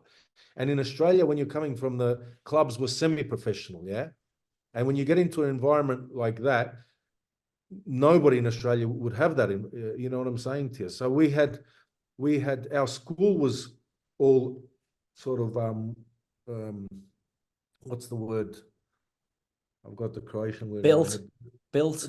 No, the school, engineered. The whole system was built around the football. So around the football, engineered around the football program. Yeah, so you'd have your school in the morning. You'd have 6 o'clock. You wake up, do weight session. Then at 8 o'clock, you'd have breakfast. And it was like a professional environment for 2 years, which was a huge thing. And we used to play in the Australian Youth League, which was the second league, the northern one. And we used to travel to Sydney. It was a 4-hour drive. We used to travel to Sydney every second weekend. It was home and away. And we'd play in that league. And we'd be 16-year-olds, and they would be under 21s. Yeah. Would you be on a coach? Yeah. We had like a little building that camaraderie and all that. Yeah, it was a minibus. Oh, minibus, yeah, right. Yeah. And so we used to go to Sydney every second week to there, and then the other teams would come back. And for example, we were 16, and those teams were like up to 21. They could be under. That's huge. Yeah, that's huge at that age. Physicality. And we'd win that league, which there were some good players in that league as well, So who was in that group with you, Dukes? Is there anybody in that group who went on to have a good career? Craig Moore, Craig right, Moore. yeah, was at Rangers, and was he Newcastle? Did he play for Newcastle? Yeah, Newcastle. Craig Moore was there.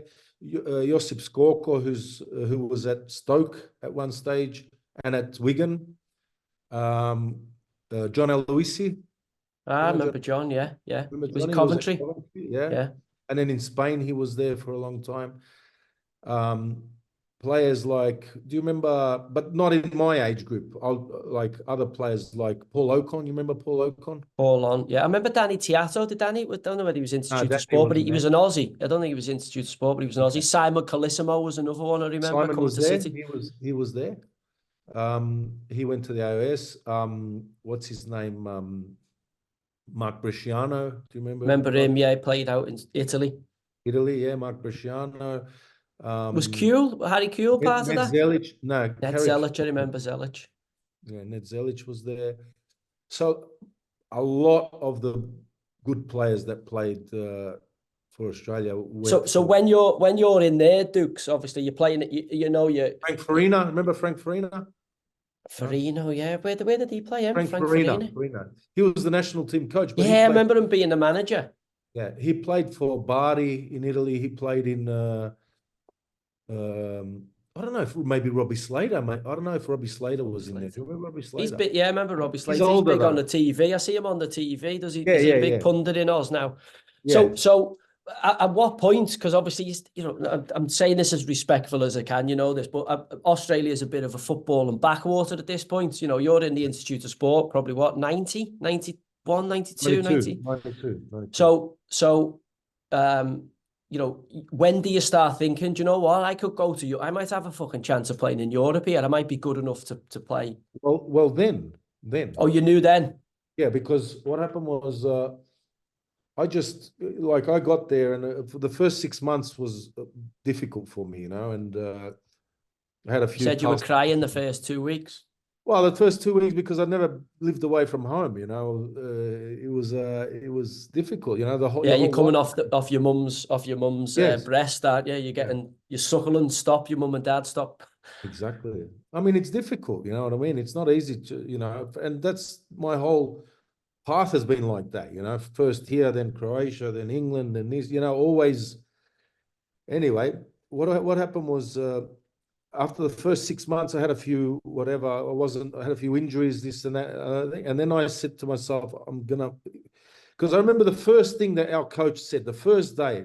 He said we were stretching in the indoor hall after a session, and he goes, the statistics of this program show that maybe only 20% of you guys, this is what he said, 20% of the best 20 in Australia. So how much is that? 20% of 20. What is that? Maybe 20% of 20. Yeah, 4, yeah. Is it? Something like that. So maybe only 20% of you guys are going to end up earning a living from football. And that was the statistics at that time. And I said to myself, I remember that first time he said that, I said to myself, I'm going to be one of them, and every single day, JB, and like people always say, yeah, Viduka doesn't give a shit. He's, laid back, all this sort of stuff. Every single day, like I had a guy next to me in my room, right? My thing was, my bed was against it was a brick wall, yeah?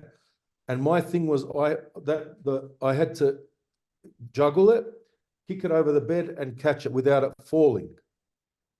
Like for hours, I'd be doing that without it falling. Yeah. So then I'd do two touch over the bed without it falling, over the bed without it falling. Then one touch over the bed. And I did that for 2 years, almost every day. You know what I mean? Yeah. The guy next to me couldn't sleep because I'd do it at like 2 o'clock in the morning, He must have thought you had a few birds in there.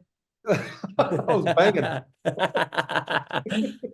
But that leads me in nicely because, as I say, when I was doing the finger for it, I read an article about you, and the first thing in 94, 95, the lazy prodigy. This is what's come.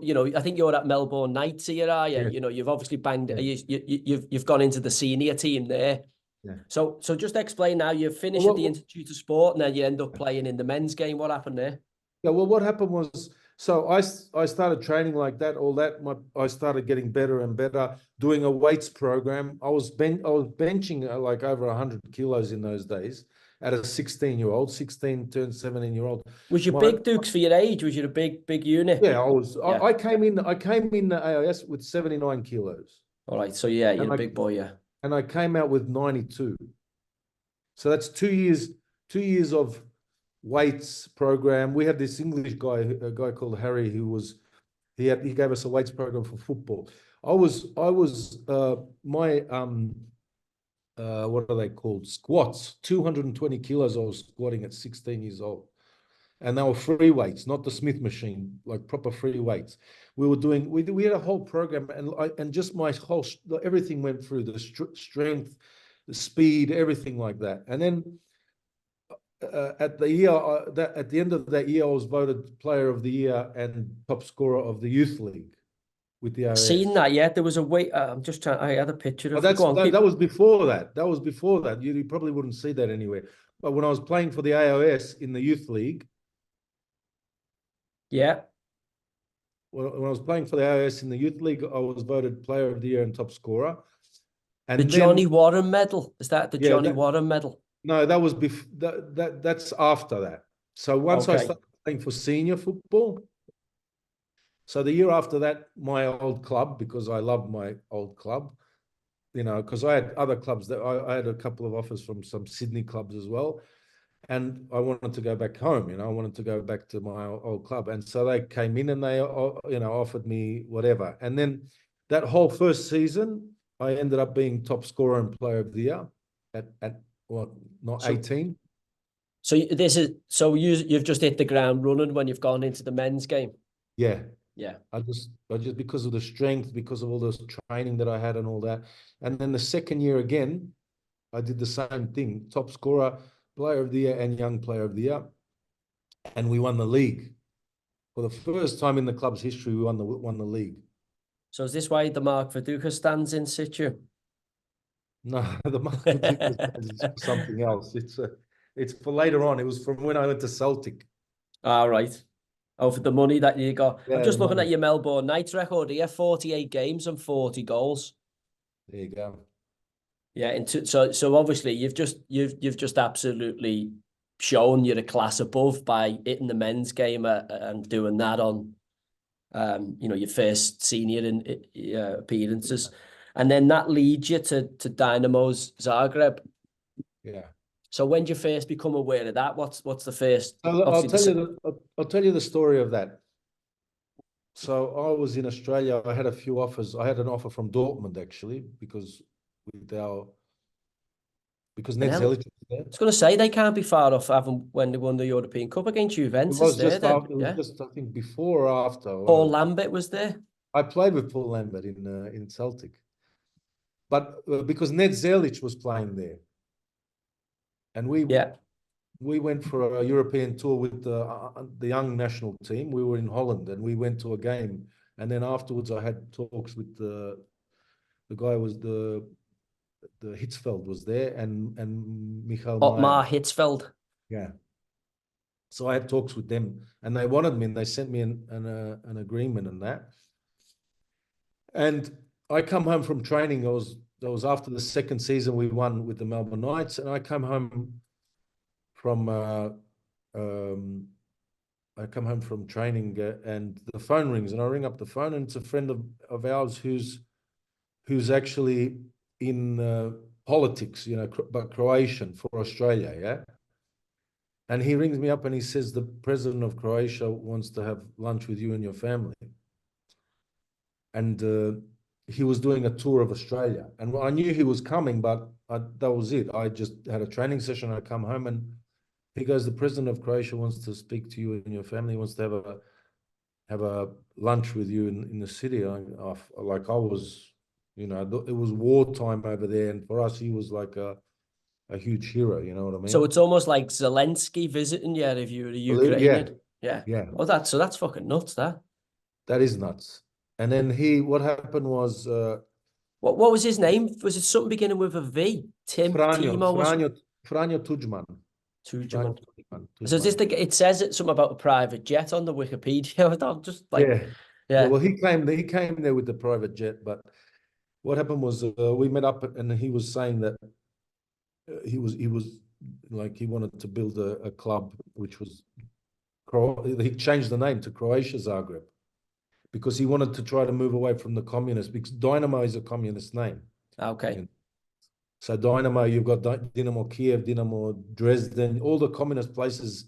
Dinamo is a machine. Yeah, and communists, they like naming their clubs Dinamo. So he changed the name of the club. It was called Croatia Zagreb, Croatia Zagreb. And what happened was he wanted me to go and play with him, and it was a weird situation, because my dad was there. My dad was there, and my mum was there, and all his entourage, and like all the bodyguards and all that sort of stuff.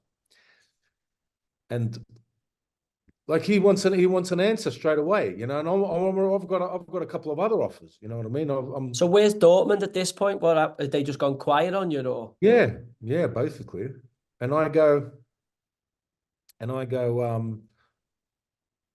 my dad, because his village was under occupation at the time. He's where he's born, It was the Serbs took it over and whatever. And my dad rips out. He goes, if you liberate Predraga, his village, he goes, he can go like that, like my old man said to him, And they started pissing themselves. They started pissing themselves laughing. He goes. If you liberate Predraga, where I'm born, he goes, you can take him. That's what he said, my dad. And he started pissing himself laughing. And then at the end, he goes, "Don't worry, we're going to liberate it," And then that was the deal. And I come to that was that. You must be the only player who's signed for a team off the back of they liberated a foreign territory in a war. There you go, man.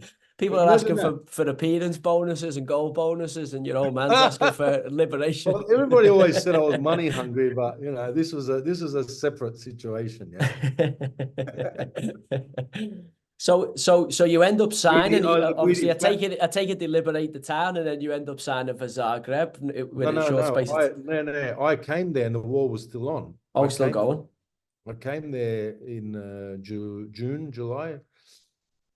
So did they have to pay the nights for you? They have to buy you out of Australia? Yes. Yeah. So what did they pay for you? $1 million. Which was huge at the time. For us, it was huge, yeah.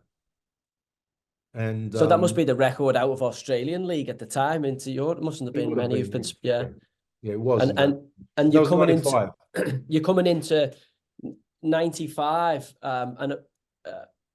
did they try to recruit you? Because obviously Euro 96, Croatia's emergence on the football scene, certainly what I can remember, the new version of Croatia anyway. Euro did 96, they not try to get you to play for Croatia? I know they had Davor Suker and Boksic, but they wanted it. They wanted me to play, but I'd already played for the first national team of Australia. Also, you already got a full cap? At 18, I got my full cap against South Africa in Sydney. Would you have been torn had you not had the cap, or was you always going to play for Australia? You know what? It's for me. I felt I felt loyal to Australia. You know what I mean? Yeah, that because of the start they give your mum and dad, and obviously the Institute of Sport and all that. Yeah, because I grew up in Australia. I grew up in that football culture. They were all my mates, even with the young national team, with this and that.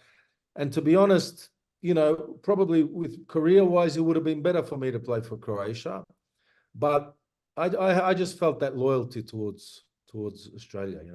Yeah.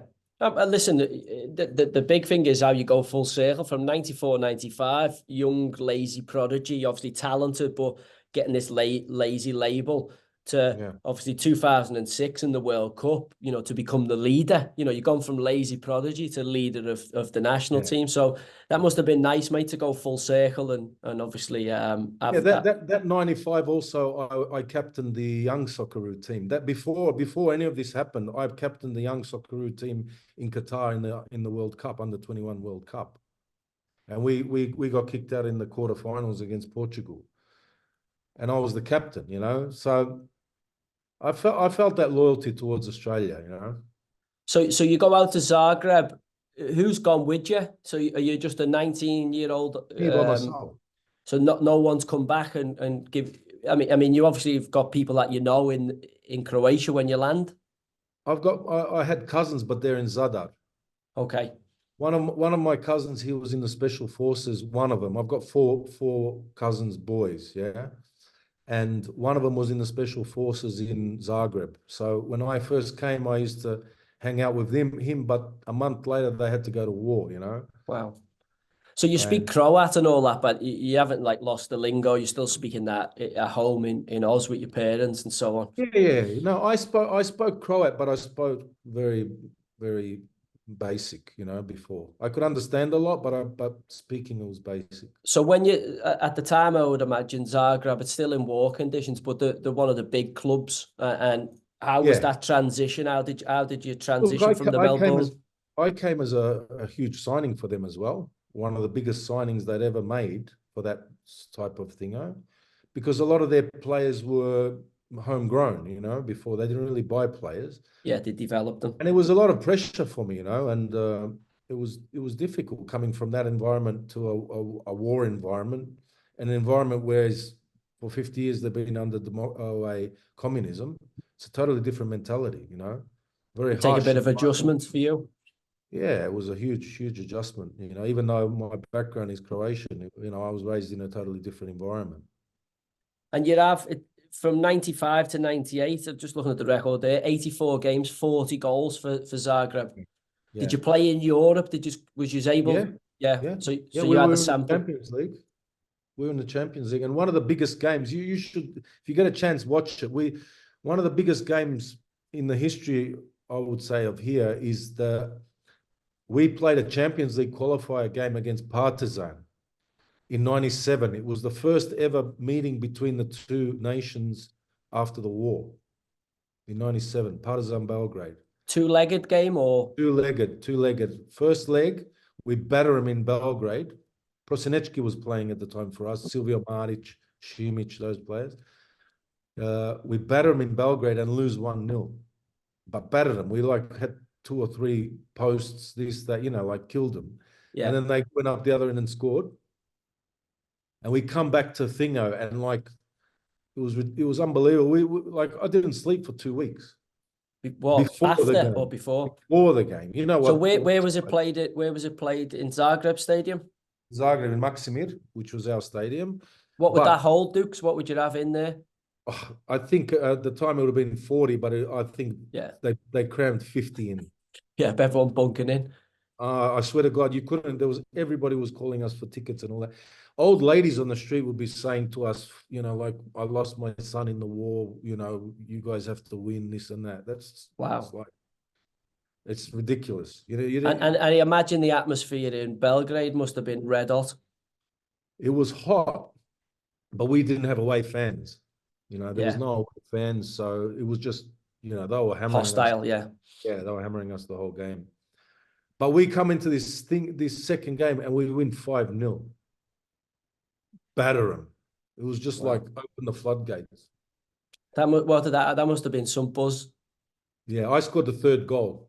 It was people for a week. I didn't know where I was after that. That was fun. Yeah, that must have been incredible in the aftermath of that, being around the city. Very high pressure game. You get a chance. Imagine being them going back to Belgrade though, having got spanked by you. Oh no! Even like today, even Red Star. I've got some friends who are Red Star fans. They hammer them for that game till today. Let the country down. So all of that, Dukes. When did you first become aware of the kind of Celtic? Like, because obviously you go from Zagreb to Celtic, which is another massive club. When did you first become aware of that interest? Well, we played a qualifying match against Celtic for the Champions League. Over 2 legs.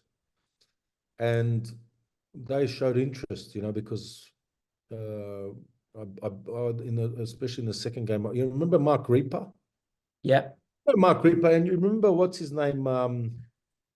What was his name?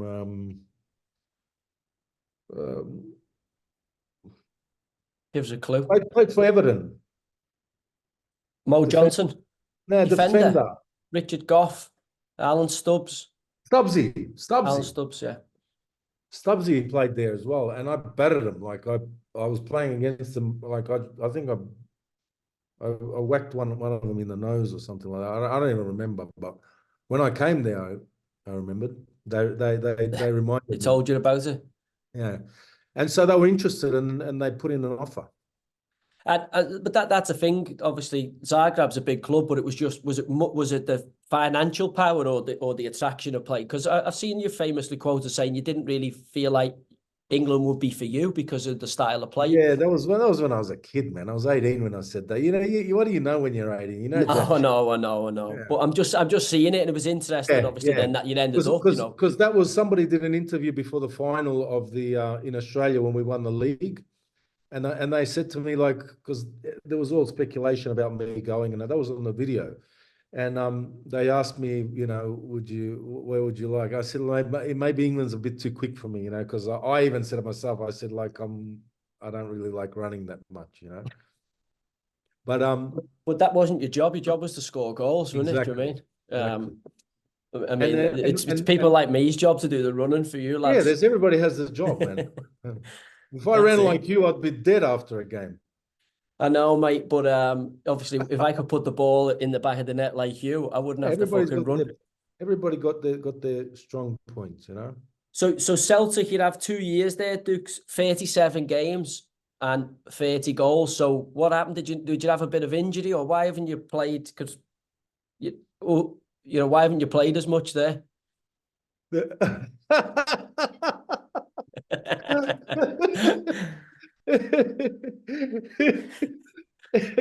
I'm I not was going to mention struggling. I was Eric Black. struggling. You can mention the Eric Black thing and all that if you want to, but yeah. I was So struggling. did you hit the ground running? Did obviously I seen you'd have no problem scoring once you first come across.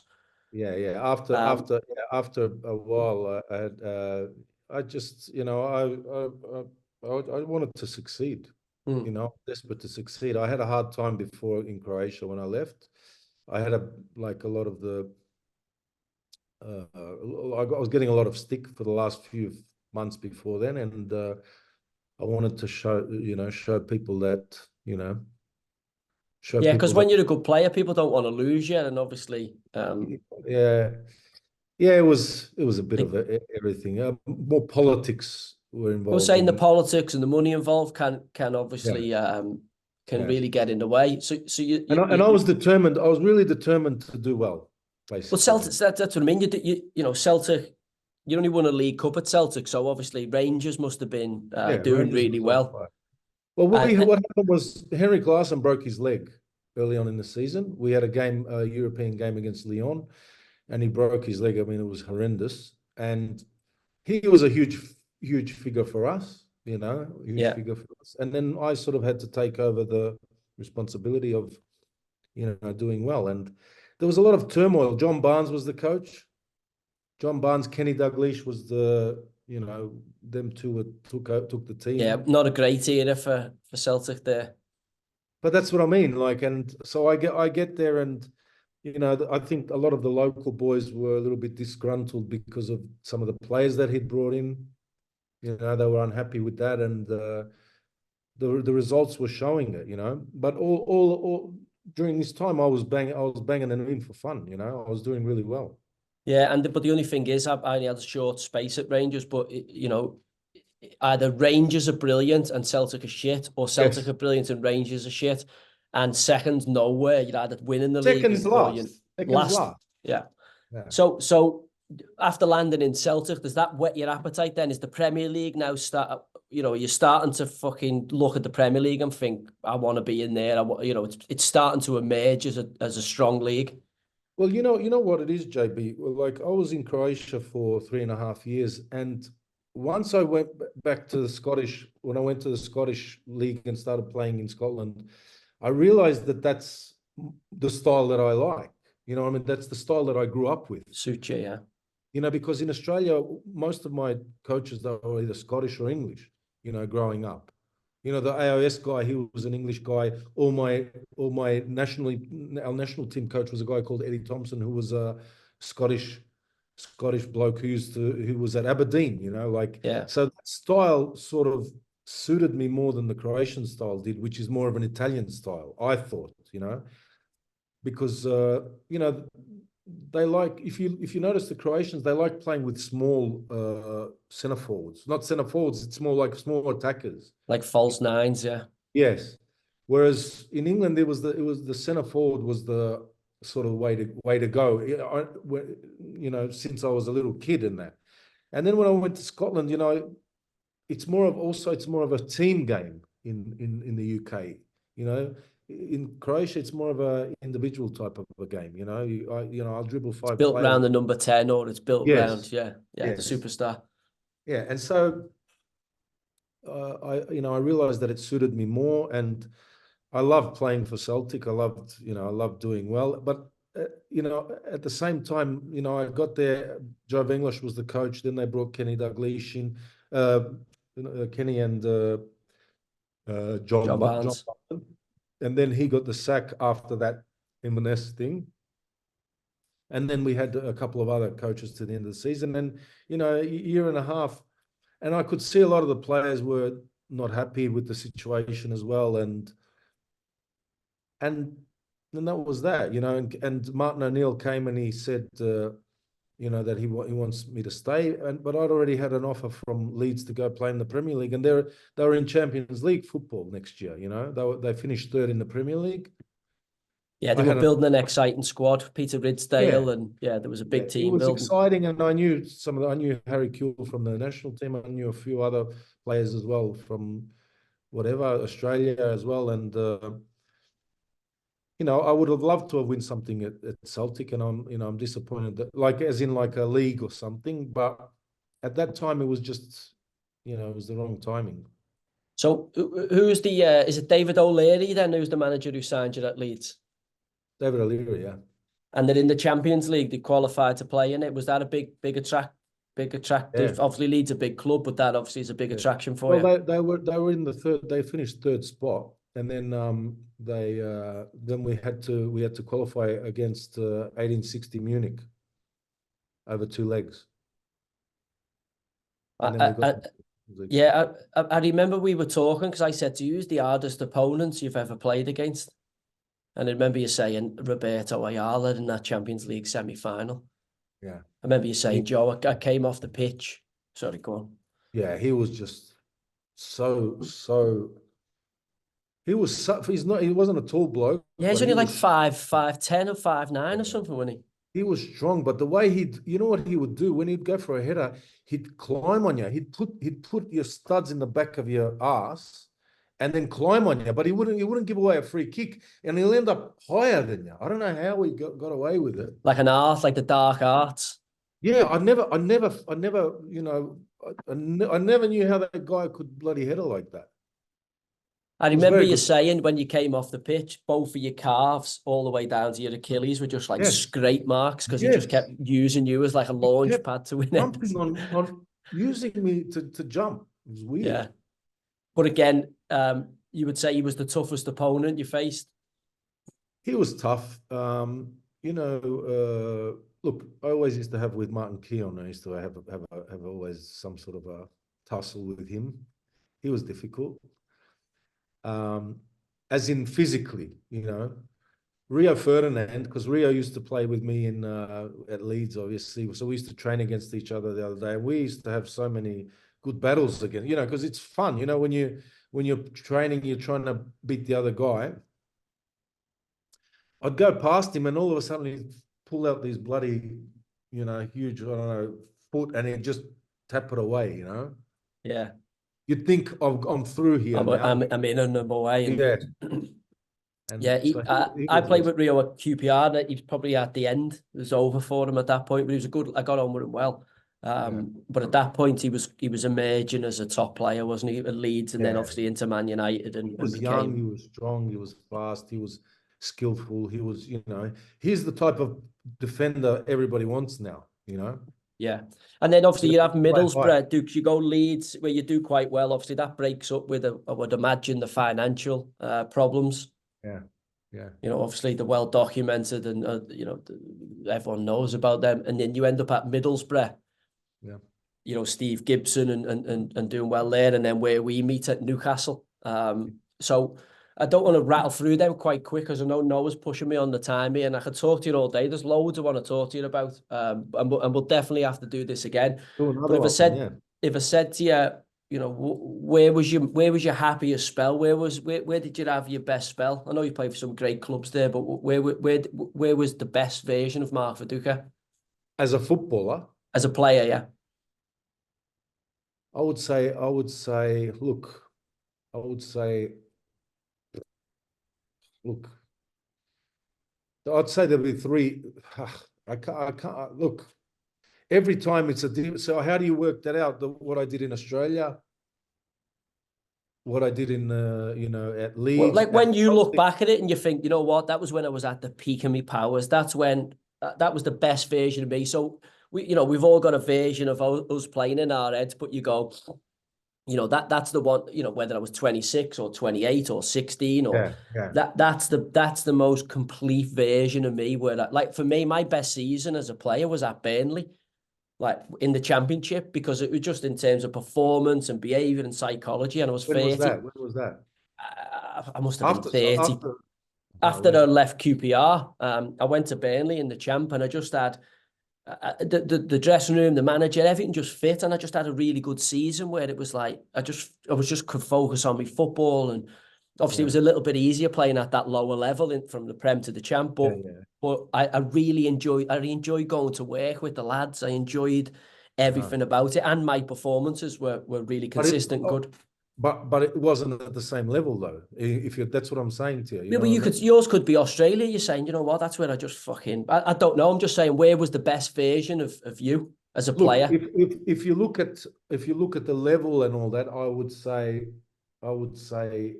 my time at Leeds, the first couple of years, three years, whatever. Yeah. That was in terms of the Champions League and semi-final. Champions League and all that. But then again, at that period when I felt unbelievable when I was at Middlesbrough as well. When we got to the UEFA Cup final. Yeah. You know, we got to the UEFA Cup a really final. Good team. I was on fire. If you look at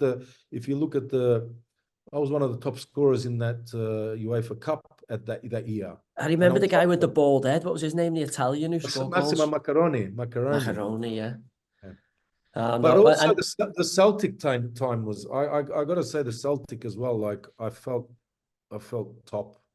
Yeah. One of the things and what happened was one of the things when I was voted Player of the Year in Scotland as well. Seen that, and I ended up top scorer. And one of the most satisfying moments of my whole career was going back to I rented a place there, going back. And I bought, and I'm not really, I wasn't really a whiskey drinker, you know, but I learned a little bit in Scotland about whiskeys, single malts and all that shit.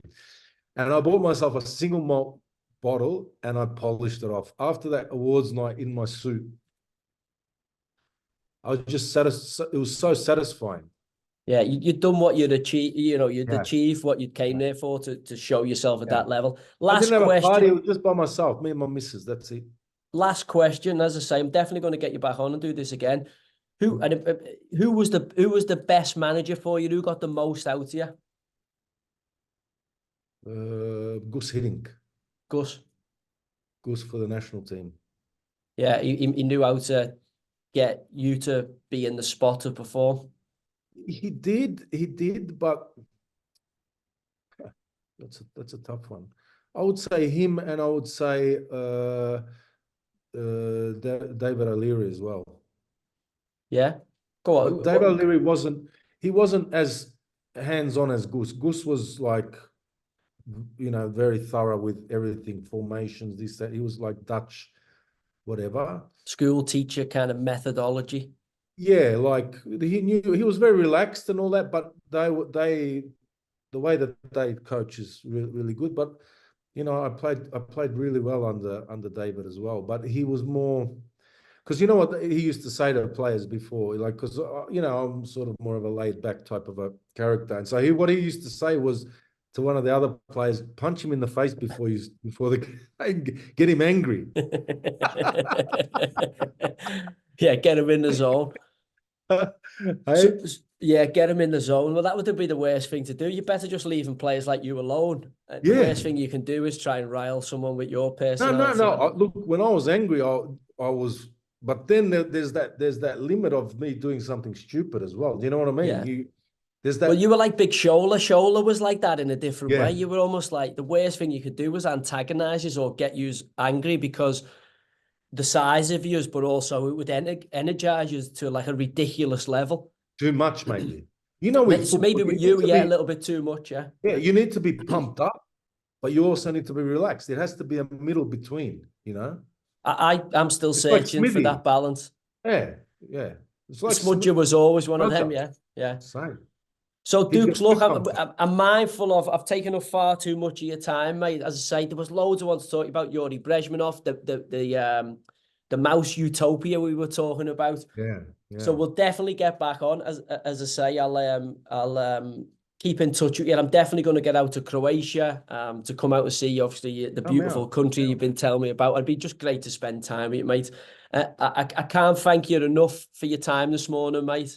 No worries, Great buddy. to see your face. Not a Great to hear problem. your voice. Nice to see you too, mate. And as I say, this has been Common Sense with Joey Barton, and I'm so thankful for Mark Viduka joining me today. Big Dukes, love you, mate. Cheers, mate. Love you, Keep JB. in touch. Best Look wishes after to the yourself. family.